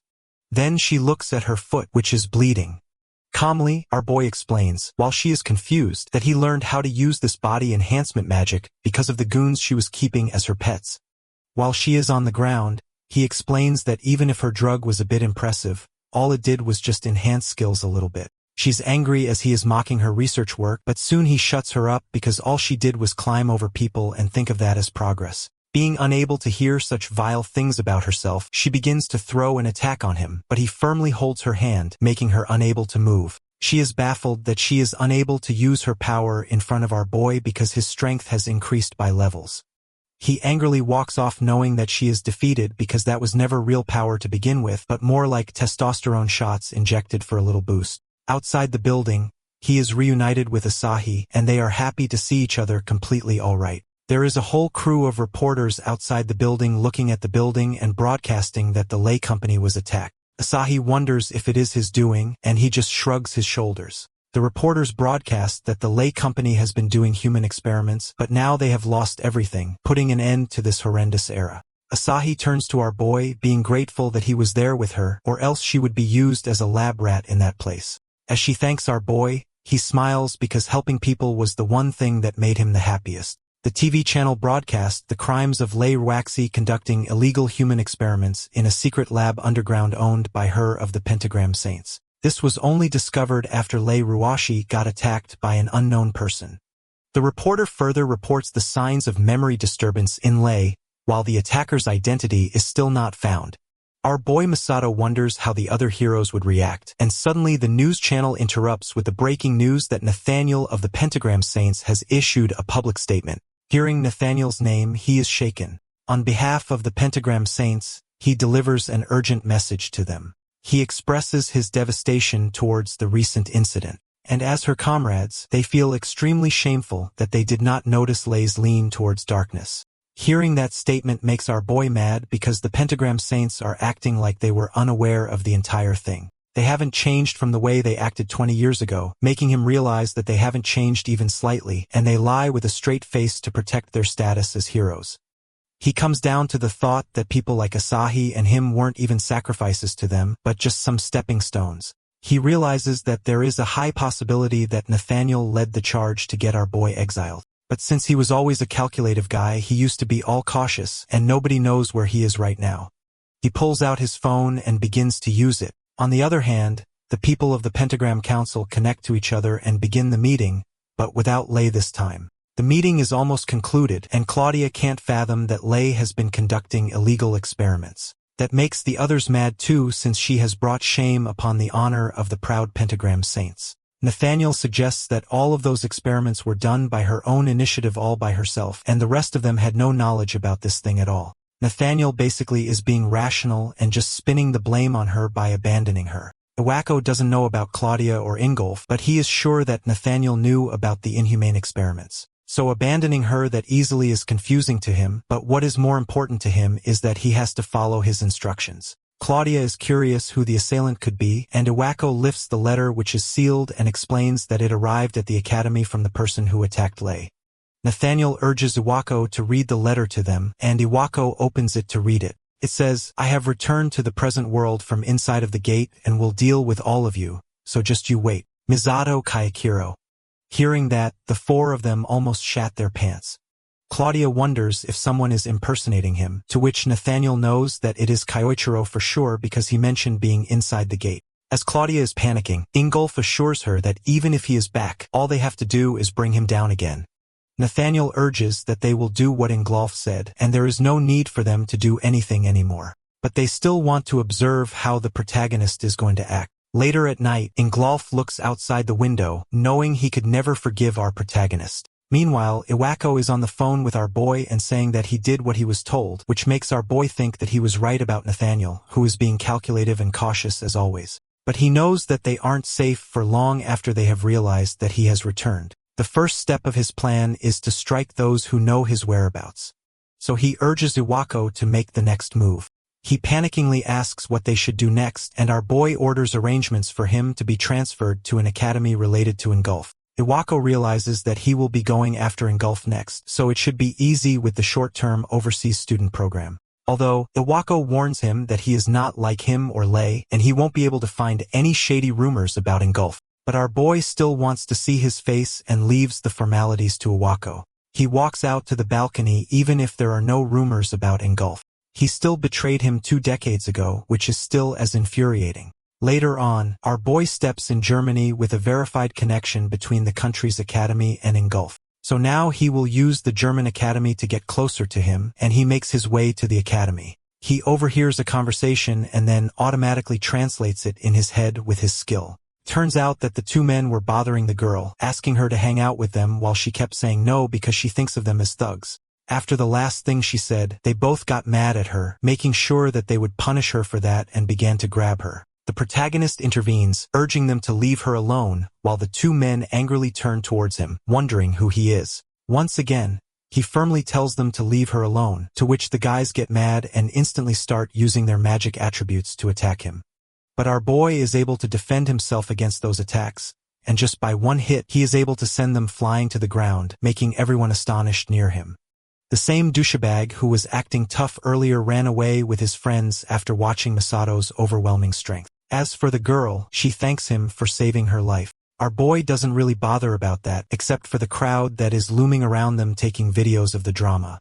He recommends they head out of here, so he goes on ahead with the girl tailing him from behind. She recalls her last experience being saved by someone else, and it brings her great nostalgia. After a little while of walking, she hesitates to ask him question. Once again, she offers her gratitude for Misato stepping up to save her life. It's only because of his involvement that things didn't turn out worse for her. Like last time, he tells her that it's not a bother, but now he has also confirmed that this girl is extremely self-conscious. When he glances at her, it makes him feel he's seen her face somewhere before. The girl judges his uniform and asks if he's a Japanese student by chance, to which he immediately agrees. Misato shares that he got here for a short exchange program overseas and that he's headed his way to the academy. Returning the favor for earlier, the girl decides to escort him on his way to the academy, something that Misato appreciates. As they're moving along, Misato learns that this girl loves traveling the world, though she also brings up her own personal situation aside from traveling. Now our boy interestingly deduces how this girl looks similar to him in age, so it's very brave to find her all alone traveling the world. He even asks her if it's dangerous to travel like that because what happened earlier could happen a lot elsewhere. But she brushes it off, acting like she's got a spell or 2 up her sleeve to protect her in those situations, which really surprises our boy because she clearly didn't do anything earlier. Changing topics, she brings up the fact that he's headed for the training academy. Then she shares how the Lansig school is exceptionally famous for its meritocratic system, which means all of the students are governed under a class ranking system. It's a hierarchy of power, and there's even a point system to reward students with achievements. From the looks of things, our boy realizes that this German school takes meritocracy even more seriously than his own damn country. From the information he received from Iwako, Lord Ingolf supposedly acts like an instructor for the experienced upper-class students. This means that the only way to get closer to bumping into him is if he climbs the ladder, shocking the school with his power. Then again, our boy thinks that this is the perfect opportunity, a new challenge for him to overcome. Outside of his headspace, the girl points out to the beautiful Lansing Training Academy spanning across the horizon. Misato thanks her for being a great help and heads off as the 2 bid farewell. As he leaves, she introduces herself as Shirato Sayuki, so he returns the favor by introducing himself as Kayasuke's identity.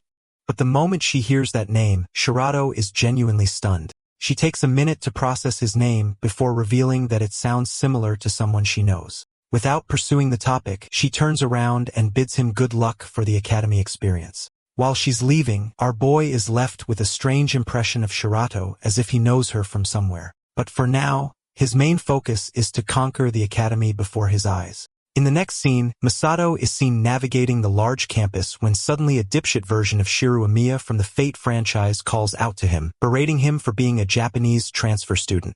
Masato mocks him by calling him a wannabe delinquent loser, which flusters him. Provoked, the guy steps down from his high ground, pointing out how rare it is for Japanese students to make transfers to this academy. At the same time, he considers Masato an NPC like all the others. Nothing special. In fact, he even goes up to his face to emphasize how this academy is going to give his Japanese ass a reality check. Meanwhile, our boy is already starting to feel annoyed on the first day, being unable to escape from one douchebag after another. He now knows what Shirato meant with her explanation and senses that this guy is trying to provoke him for a duel. Accepting the challenge, he puts his bag on the ground, ready to rumble in an actual fight. The guy takes some distance, happy to see that Masato caught on quickly to his challenge, and then he crops up an ability related to earth magic, hovering rocks around him. Bro thinks he's Walmart Gaara from Naruto or some shit. Anyway, his tiny rocks are shot into Masato's direction with the intention of harming him, I guess. But for our boy, he just gently swipes them away, literally turning them into dust. All of a sudden, this delinquent is now a confused puppy who didn't even process what happened. Formulating magic in his hands, our boy praises his attempt and mocks him for having extremely weak firepower. Deciding to show him what it really means to use earth magic, Misato offers a return gift straight in his direction. He shoots up a single boulder, one so fast that it launches right past the redhead dumbass and obliterates the wall behind him with an explosive finish. Misato intentionally missed. A warning shot for him to humble Lil Bro, who is now quivering like a puppy realizing he could have been dead meat just now. All of a sudden, Bro is starting to question if he challenged God by accident. By the way, the same girl from earlier is seen sharing a call with Lady Claudia. She's already reading up on our boy's files as her target and even confirmed swift contact with him. Her real goal is to continue observing him from a distance, meaning she's a spy and all of that earlier act was a performance. Going back to Masato's journey at the academy, he finally registers himself with proper documents. Now that he's got his identification card, he can easily tap into local dungeons to further his goals. Interestingly, when he taps the use of his Duolingo auto-translation ability, he finds different details on the card. This card actually has points mentioned on it, which means it auto-tracks dungeon raids and performance points. The good thing is that he doesn't have classes for today, so our boy's thrilled to challenge the local dungeons of Germany to get a real good feeling of what they're like. While he's planning all of this, the redhead loser from earlier is busy tailing him in secret. Anyway, in the next scene, our boy stands before a dungeon gate, internalizing how it's necessary for him to achieve special class rank status before he can make any moves against Engulf. He goes inside the dimensional space with the goal of crushing enough points in the upper-level dungeons to help him achieve his goals. Misato glances at the surrounding environment and realizes it's a setting for ruins, but his main subject of curiosity are the different kinds of monsters that he'll have to face off against. Some of them are already headed his way. These behemoth undead boneheads are actually quite powerful, as Masato didn't even encounter this version of them back in Japan. The good thing is that he's got experience backing him up, knowing their weak spots in advance. So he crops up his flames, prepared for anything. The first bonehead prepares its huge battle axe before lunging it forward with an epic smash, an attack that Masato casually evades. Processing his thoughts, he knows that the undead monsters are weak to both strong impact and fire magic. Keeping those two factors in mind, he covers his arm full of flames and straight up gives the corpse a jab to remember. With a single hit, the monster is neutralized and killed on the spot. Its friends are seriously confused how easily their comrade went down with a single attack. As for Masato, Bro's out here for all the smoke and invites them to be his next guest. Taking his time, he mops the floor with the rest of the undead creatures and reaches the final chamber where the boss awaits him. Masato enters inside, gazing up at the hovering Reaper of Death, one commanding the spirits of the undead. The boss carries an overwhelming presence. So in order to play it safe, our boy conjures his flames again and checks it out with a fireball attack from a distance. This is the surest way to tell how the creature will react to its weakness. Instantly, the boss retaliates with its staff, powering a purple beam straight through the fireball, annihilating it immediately. This impresses Misato, who is surprised that his fireball was cancelled out by the creature, adding credibility to its status as a boss. The undead mage powers its staff again, releasing a similar focused beam to attack our boy. Misato jumps out of the way, avoiding the textured vaporizing acid. It's a good thing he didn't block it head-on because it seems that every hit ends up with its target melting without question. Again, it shows that this boss is pretty good, but even then, Bro can actually use this ability and turn it around to his advantage. Misato decides to avail the opportunity by focusing his magic around his feet, boosting his lunging speed with wind magic. The next time when the boss monster spams him with blasts, he dashes and cuts between them, instantly popping right before its eyes, stunning the creature. Copying the same trick that the boss used earlier, Misato wonders how this guy will react after being hit by its own spell. He smashes the purple ball of acid straight up in its face, grilling the creature alive. Even as an undead monster, the creature screams and ultimately withers away, unleashing its own destruction. Our boy wraps up things with an easy finish, satisfied with how he handled that situation. Even though it's a good spell at the high level, he couldn't really reproduce it to perfection. This shows him that he still needs to refine his current level for his void magic. But what's even more important is that he takes care of the idiot who keeps following him. Misato calls out to his stalker to come out already, and Budget Shiru does exactly that, surprised that he took notice. He apologizes for watching all his fights, this time adopting a much nicer tone. Misato misunderstands the situation and actually thinks this idiot has the confidence to come here for a second fight. But for some reason, he senses that something is wrong. This guy's got a much more sinister aura than he had last time, as if he's hiding his real power. The guy actually intends to face him for a rematch, so it definitely makes it seem like Bro's about to pull something really suspicious. The unprepared Misato is so baffled that he even readies himself to fight, questioning if he's up against yet another enhancer like Lei because that would make it a tough fight. Right as he's going through all the possibilities, Bro ends kneeling before him and starts begging our boy to take him as his disciple. Dude, Bro is confused as shit now. He doesn't even know what this idiot is doing or why he's got a red cup in his hand. This man rises and reveals his Japanese Dujisa sake cup, knowing that they culturally offer them to others to show respect. And now our boy is absolutely convinced that this dude is stupid as hell. The redhead admits being thrilled with Misato's godlike strength, which is why he begs him to teach him magic. He even watched the insane fight between him and the boss monster and confesses how much of an idiot he was to challenge someone like him to a duel. Honestly, Misato was done with everything and can't catch a break at all. But right as they're having this low-stakes conversation, he suddenly senses something and grabs this dude. Bro thinks he's been chosen when in reality the ground erupts inside the chamber. A creature even more sinister and powerful than the undead mage pops out, revealing itself to be the true hidden final boss of the dungeon. This thing looks so damn sick and could easily pass up for being a Dark Souls boss. Hesitating, the redhead remembers something crucial. He's actually seen this terrifying monstrosity in the manual books, recalling it as the Skull Dragon, a creature capable of obliterating villages all on its own. People reported that even someone as powerful as Lord Ingolf barely managed to beat the dragon with a slim margin. But the big question is what this thing is doing inside one of the dungeons. Misato now has a proper understanding of the situation and faces the Skull Dragon, causing this guy to panic in fear because this isn't a monster he can challenge so easily. While this dude is pussying out like a bitch, Misato assures him that the kid's got his facts wrong because Lord Ingolf wasn't the one who killed the Skull Dragon back then, basically implying that our boy has already defeated this thing in the past. But he does understand how the Golden Seekers or the Pentagram Saints truly thought how troublesome it would be to give Misato all the credit as the actual slayer. Instead, they turned that story into personal fame and gave Ingolf all the glory, which again shows that they're a bunch of lunatic cowards. That's why our boy is unafraid of killing this thing a second time as the Skull Dragon whips itself for the fight. The mighty beast slams the ground, sending shock waves from the impact. Meanwhile, our boy hastens to dodge the force and gains a second realization. Turns out that this version of the Skull Dragon is even more overpowered than the one he slammed 20 years ago. At the same time, this man is the GOAT, so he lunges right in full speed, not giving a single flying fuck about how strong the Lizard of Bones is. After taking off in the air, Misato whips out a heavy punch imbued with his flame magic, and slams it full against the creature's head, shattering the creature's very skull. Yes. That one single hit just now obliterates its head to pieces, allowing our boy to return back safely. His #1 fan is out here glazing his master like a D1 simp, as if he's watching Kobe Bryant unleash a perfect game. But despite all that, our boy reminds the idiot that the fight's not over.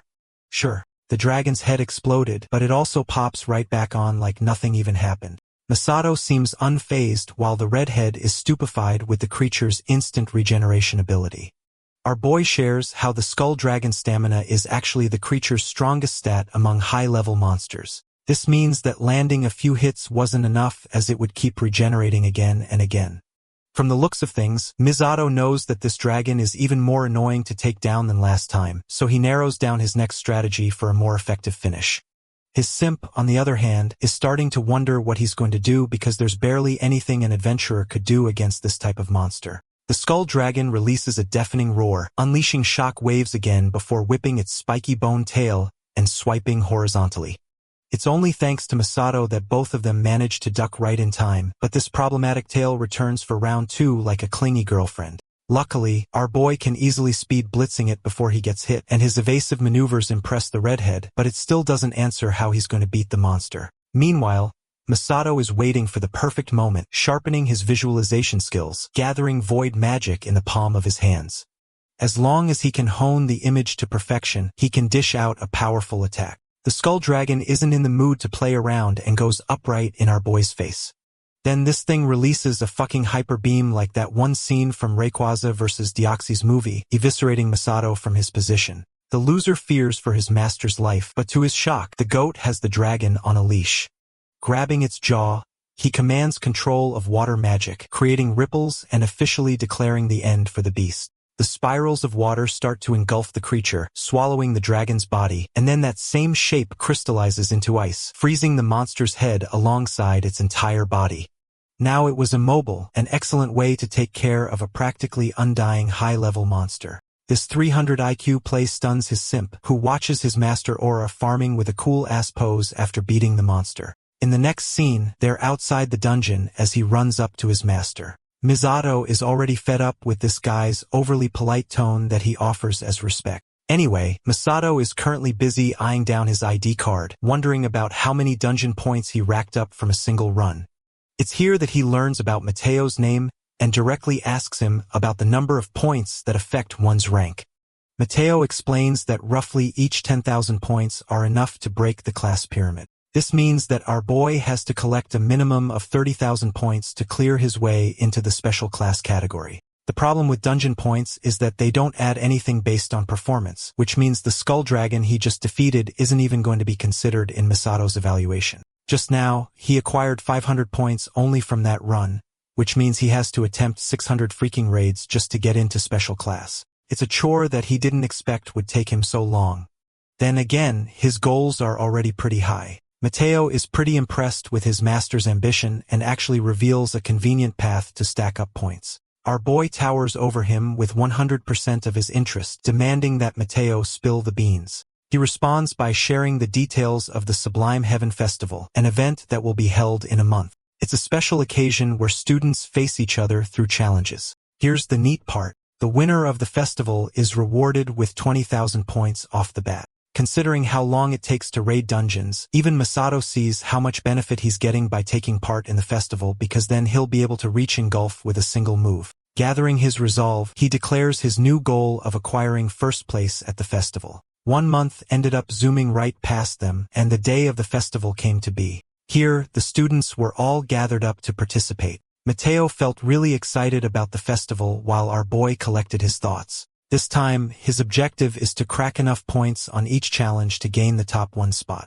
This is the surest path for him to gain 1 step closer to the treacherous ball of filth who betrayed him 20 years ago. The examiner announces the simplified mission with the objective of claiming the gemstone at the top of the tower. They don't care what kind of method the students used, even allowing them to fight dirty. All they cared about is the kind of strength these students were willing to display to get to the very top. Of course, Masato thinks it's something an academy like this would always prioritize anyway, and he likes it too. Meanwhile, Mateo was warming up, thrilled to aim for the top 1 spot together with him. Well, our boy only ended up tag teaming with him because the festival requires a duo to participate. The good thing is that he had the perfect dude at his disposal who was ready to follow his every word. Anyway, a certain girl comes up to meet Masato even though he is shocked to find her here. Apparently, she's come here with the excuse of watching him shine on the battlefield. Mateo is simping for the girl, wondering if he's his master's girlfriend, causing Masato to whip his ass out in the open. The students are suddenly drawn to something over at the big screen. Among the spectators for the festival is Lord Ingolf himself, and just his presence sends a chill down Masato's spine. The other examiners are happy to have him at the festival, but it seems that he's coincidentally here to watch the fun to see if there's a real golden egg hiding among the young talents. While Masato is in the mood to murder him right here, Shirato behind him looks pleased. Anyway, the students are quickly told to enter the tower, so they step right in. From the inside, the place looks huge, spiraling its way to the top. Mateo thinks they should get going immediately. And right as the students are getting ready, a monster explodes out of nowhere, coming up to pose as their first obstacle. The green wolf is a welcome gift for the students, but it's only expected of the academy to release the creatures right away. Mateo is searching for a strategy, but his master uses Batman's disappearing technique and blazes his fist across the creature's face, demolishing it in a single hit. He looks back at the idiot and reminds him that they need to go fast. Meanwhile, the rest of the students are stunned by his performance. The audience watching outside, including Ingolf, are stunned by the Japanese transfer student. They can't fathom how this guy one-shot the beast with no difficulty. Even Shirato admits that she always had high expectations of him. As the stages progress, Mateo cleans up a monster on his own, showing that he's holding his ground quite well. In reality, Misato is speedrunning this shit and bro can't keep up with him at all. They climb their way full speed when suddenly another obstacle appears. This time, it's not the workings of a monster, but some other students playing dirty and destroying the path. They want to stop Misato's climb, not even caring about the dirty tactics used. In fact, they even trash-talk Mateo for being so down below them that they can't even hear his ass. As they dash away, Mateo is panicking and wonders what they'll do next. But our boy's chilling. He already knows that it's easy as hell to fly over to the other side. Before Mateo can even process his words, bro grabs him and shoots up with tremendous speed using his wind magic. As time passed, the lunatics from earlier ended up racing to the final chamber at last. This duo thinks the tower was easy as hell, and they're so happy about beating the transfer kid too. While they're sucking each other off, the goat himself arrives to humble them. Misato apologizes for revealing the disappointing reality that they did a shitty job when it came to slowing him down. Even Mateo, who was totally busted from the climb, returns the trash talk like that one guy who keeps dying in Valorant and spams easy in the chat. Anyway, the delinquents each prepare their spells to crush them here and now, this time making sure they win. But their fate has already been sealed. This man's speed blitzes them like Minato the Yellow Flash, beating them within seconds. They kiss the floor before Mateo, who's bricked up just watching his master fight at such an incredible speed. It's time for them to confront the boss of the tower, so Masato cracks the door open. They watch the gemstone hovering on a goblet. Luckily, they're the first ones to have come here, but Masato understands that the game isn't over yet. Right then, a bunch of guardian knights start spawning from under the ground, protecting the gemstone as its last line of defense. Even the examiners rise up in confusion, questioning where the hell these knights came from, as they're not intended to be part of the program. Lord Ingolf has the biggest smirk on his face, implying this dude tampered with the exam, wondering if the fated duo can overcome this final trial. The knights surround them from every direction, and it's looking like real bad news now. Mateo is scared while Masato realizes that these creatures aren't humans at all, meaning there's some kind of spell being used to manipulate so many of them at the same time. The only person who is capable of using such a magic is none other than Ingolf himself, which means he's directly manipulating the events. Hesitant, the examiner begs to know if this is Ingolf's own magic, to which he confirms an agreement. This guy doesn't care at all, and he thinks that the duo getting such a fast speedrun would make things boring. The examiner believes he's quite cruel for doing that, but Ingolf argues that in order to become a great mage, dealing with these monsters would be nothing to such talents. Even then, no ordinary student would be able to clear a fleet of knights like his own. So the real question is how these two are going to do that. With his eyes glued to the screen, Ingolf wonders what will happen next. Back to the fight, Mateo is quaking like a bitch, totally normal behavior from him. Our boy bluntly states that they're gonna have to beat the knights in order to get the gemstone, but then again, beating these many knights seems like an impossible task, especially with their formidable strength. Sure, the task looks tough, but Masato is hell-bent on achieving his goals and doesn't consider it a huge deal. Hearing his master's confident resolve fuels Mateo's personal conviction, so he's ready to provide any cover needed. While he's yapping, bro totally forgets about the knight flanking him from behind and nearly gets his damn head chopped off with a swing. One of the knights jumps at Misato, causing our boy to provoke the use of body enhancement magic, vastly improving his strength and catching the sword with just 2 of his fingers. Bro thinks he's Super Saiyan Goku fighting off Trunks. Concentrating on a fire fist, he uppercuts the first knight, staggering everyone's expectations. They can't believe this man is throwing straight hands at every opponent. Next, Misato slams the same knight with a powerful fist, knocking him into the others as if they were bowling pins. Just 2 hits from him have already obliterated a bunch of knights, while Princess Mateo is simping for him again. Watching this fight, Ingolf finds himself intrigued with the Japanese student's incredible command over magic and wonders if he'll single-handedly take down all the knights. Ingolf conjures a second summoning of the knights, assuring that it won't be an easy task. The knights multiplied at an even faster rate this time, causing Mateo to wonder just what kind of plans the examiners even have at this point. No student should be able to clear the tower like this, and even Shirato from the spectators thinks it's going to be impossible to clear this kind of fleet. She's curious how he'll handle such a formation and meditates on his next move. The first knight comes swooping with a heavy axe swing. Misato dodges using enhancement and scans the number of enemies. With 30 formidable knights facing him, it's gonna look tough. But from what he faced in the most hellish dungeons before, this much is nothing to him. 2 of the knights throw their weapons, hurling at him with speed. Misato conjures an earth wall defending himself just in time, but the knights around him are just too fast. They're overwhelming him with a flank. Covering his blind spot, this guy conjures a long-distance wind slash and cuts the flankers down. At this rate, Misato knows full well that beating them in single-styled combat isn't beneficial for him. He would love to obliterate them with a single spell right now, but in the kind of situation he's in, he doesn't even have time to focus on building an image. So he forces himself to adopt other means, strengthening his body and evading quickly, intending to use the one spell he's already seen before. That spell he's talking about is Iwaki's ability. And though he hates the cockroach with his life, this is the only option he has. Misato invokes the powers of the void and forces stones to shoot up from the ground. The familiar spell leaves Ingolf speechless because then the young mage pairs it with the wind spell. Combining the two, he launches a wide-range attack, a fusion ability between wind and earth magic, one that torpedoes its way against a dozen knights. Just its formation sends out ripples from the top of the tower. By the end of that climactic finish, the armored knights are in shambles, and Masato has won.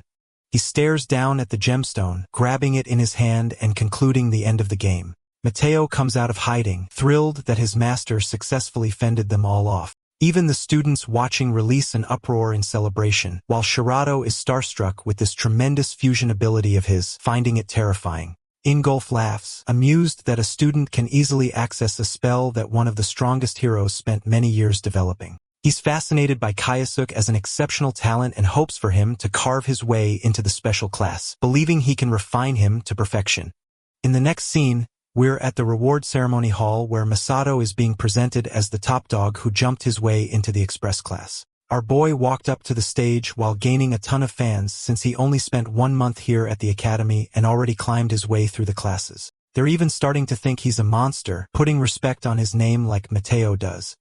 With the top students lined up, they're presented with an armband ceremony. And for this occasion, the most special guest is invited. Our boy realizes who this guest is going to be, and it's none other than the scumbag, Ingolf, who comes up on stage.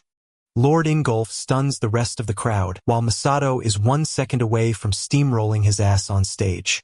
Everyone seems to be dumbfounded how this man took time out of his day for this ceremony, making even Masato wonder about the guy's intentions. Lord Ingolf praises the kid for his exceptional performance, to which Masato pays utmost respect. He grabs the armband, and right then, Ingolf demands that he come to his estate the same night. The rest of the audience couldn't piece together his words. Only Masato knew what he said. Saying so, he leaves just as fast as he came, forcing Masato to contemplate this guy's scheme.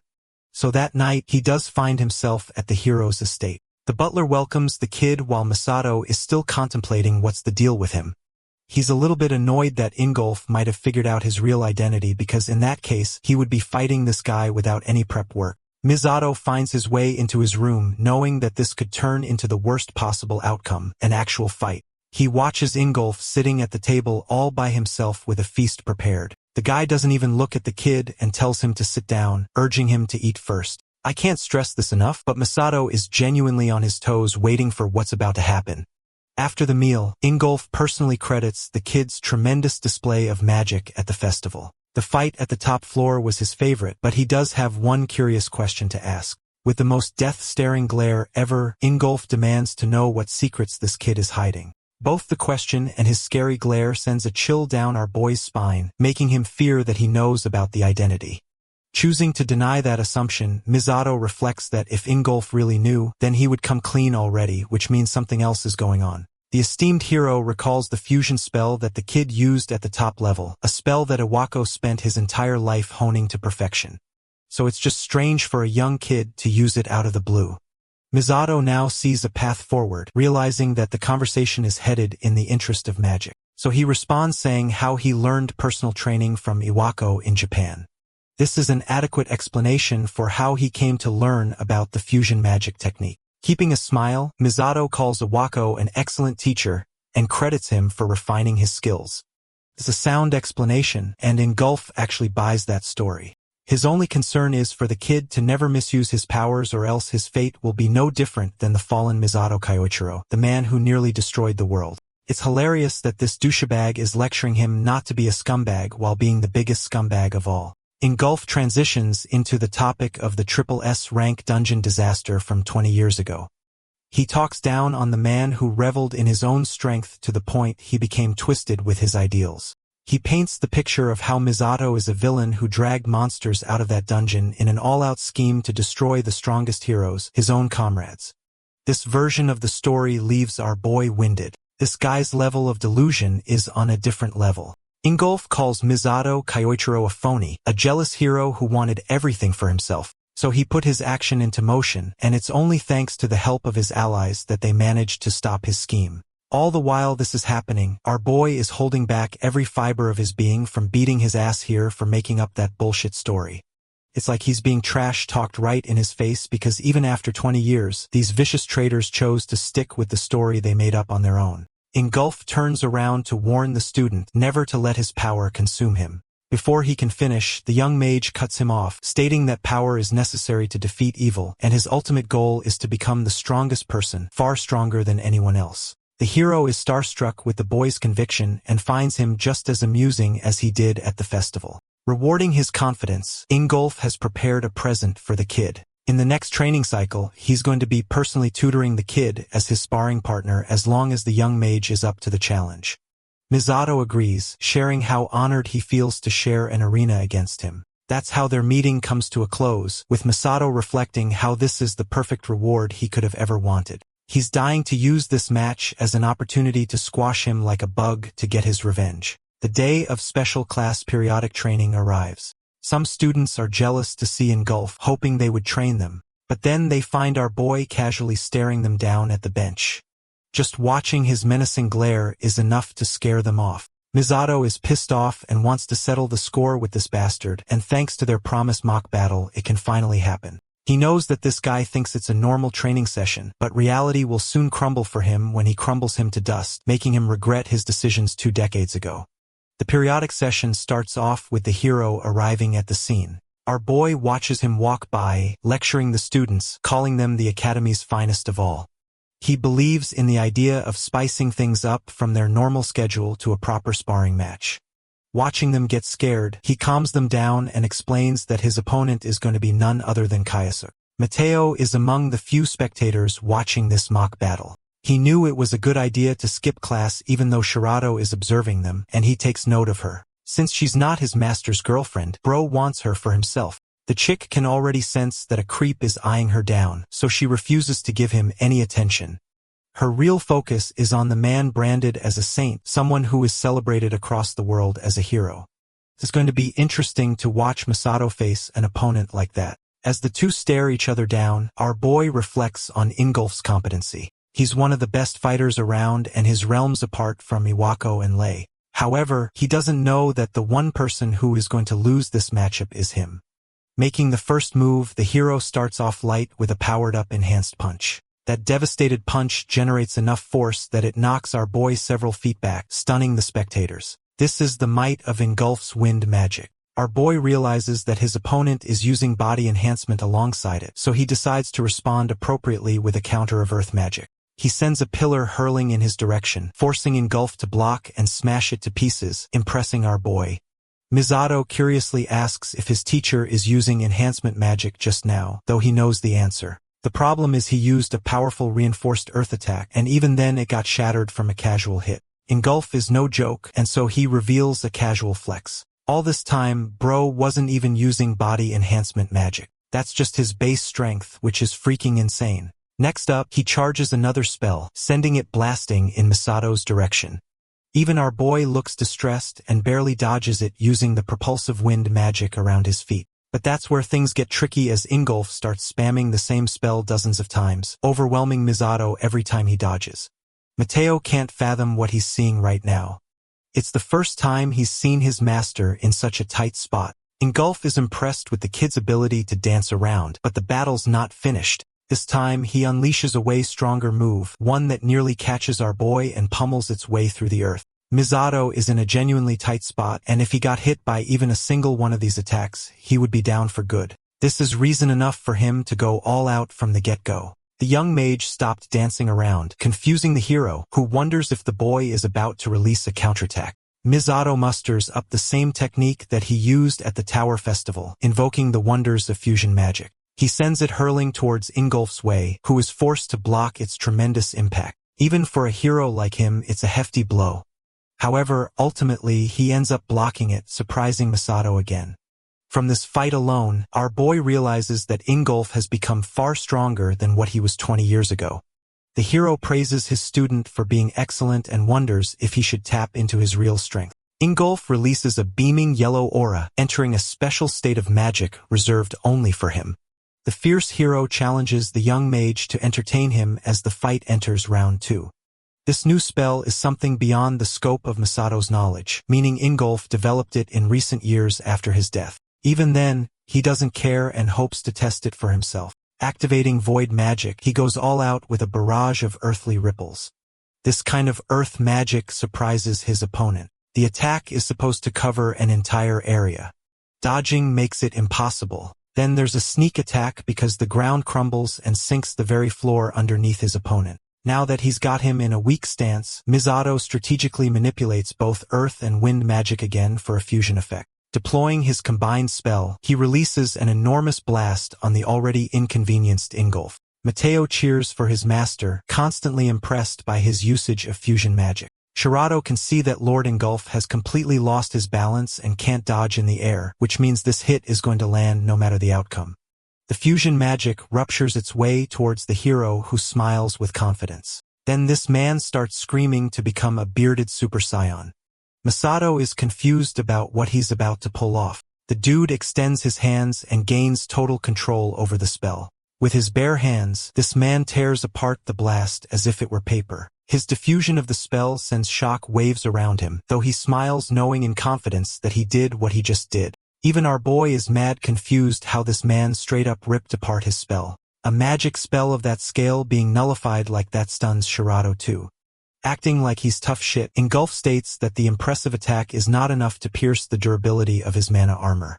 This confirms to Misato that this guy's golden aura is actually being deployed as an armor effect, but that still doesn't hold a candle to him ripping off the fusion spell like he did. Ingolf addresses that his armor allows more than just simple durability, turning his entire body into a living and breathing weapon, combining his attack and defense stats. That is the true purpose of his armor. Overwhelmingly confident, he teleports right above Misato with his fist prepared. Our boy forcibly avoids just in time, but that single punch just now shatters the ground as if it were a missile. Mateo watches as his master gets clobbered by the debris. The pressure tapers off and the smoke settles, revealing a scarred earth. Miztao cleans the blood from his cut, realizing that he severely underestimated his opponent. Ingolf is not only much stronger, His newest mana armor technique is genuinely a pain in the ass to work against. Like always, our boy has countermeasures chalked up in his head. The only problem is his spell is incomplete, so there's a chance it might fail. Lord Ingolf adjusts his wrists, cockily asking the student to attack him. To end the fight on his own, he marches with brute force for the finishing blow. With his speed, Masato knows he's cooked, so he lays out his final gamble. Invoking the power of the void, he struggles to materialize a new spell. His opponent watches him create something new, but severely underestimates what the goat is about to pull off. The next thing he knows, Ingolf is in a completely different domain. Bro gets pulled into Gojo's infinite void where Masato is making his move. Unfortunately, he bitch slaps the young student before our boy could do anything. The attack staggers Masato quite a bit, leaving him winded. He hasn't yet mastered control over this technique, which means he's out of options. Ingolf uncoils his fist, concluding the sparring session, much to our boy's surprise. The great hero believes that they've crossed the limits of the match, so it's best to end the fight here. It leaves Masato with a sense of frustration and shame, but he genuinely can't do anything but follow orders right now. The training concludes, and the students are dismissed shortly after. All of them praise Lord Ingolf's mighty display for giving them a savory fight. All of them talk down on the young mage who proved to be incapable of denting the pentagram saint.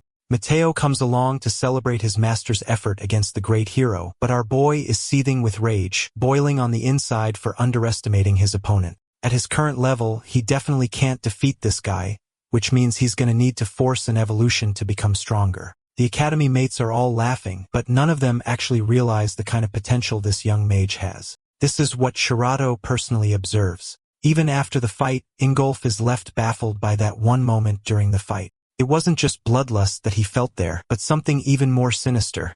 Even then, he really liked their duel, believing it's been a while since he fought in this manner. Despite the young mage's defeat, the hero has high expectations for the boy, believing that he'll continue persevering to become even stronger.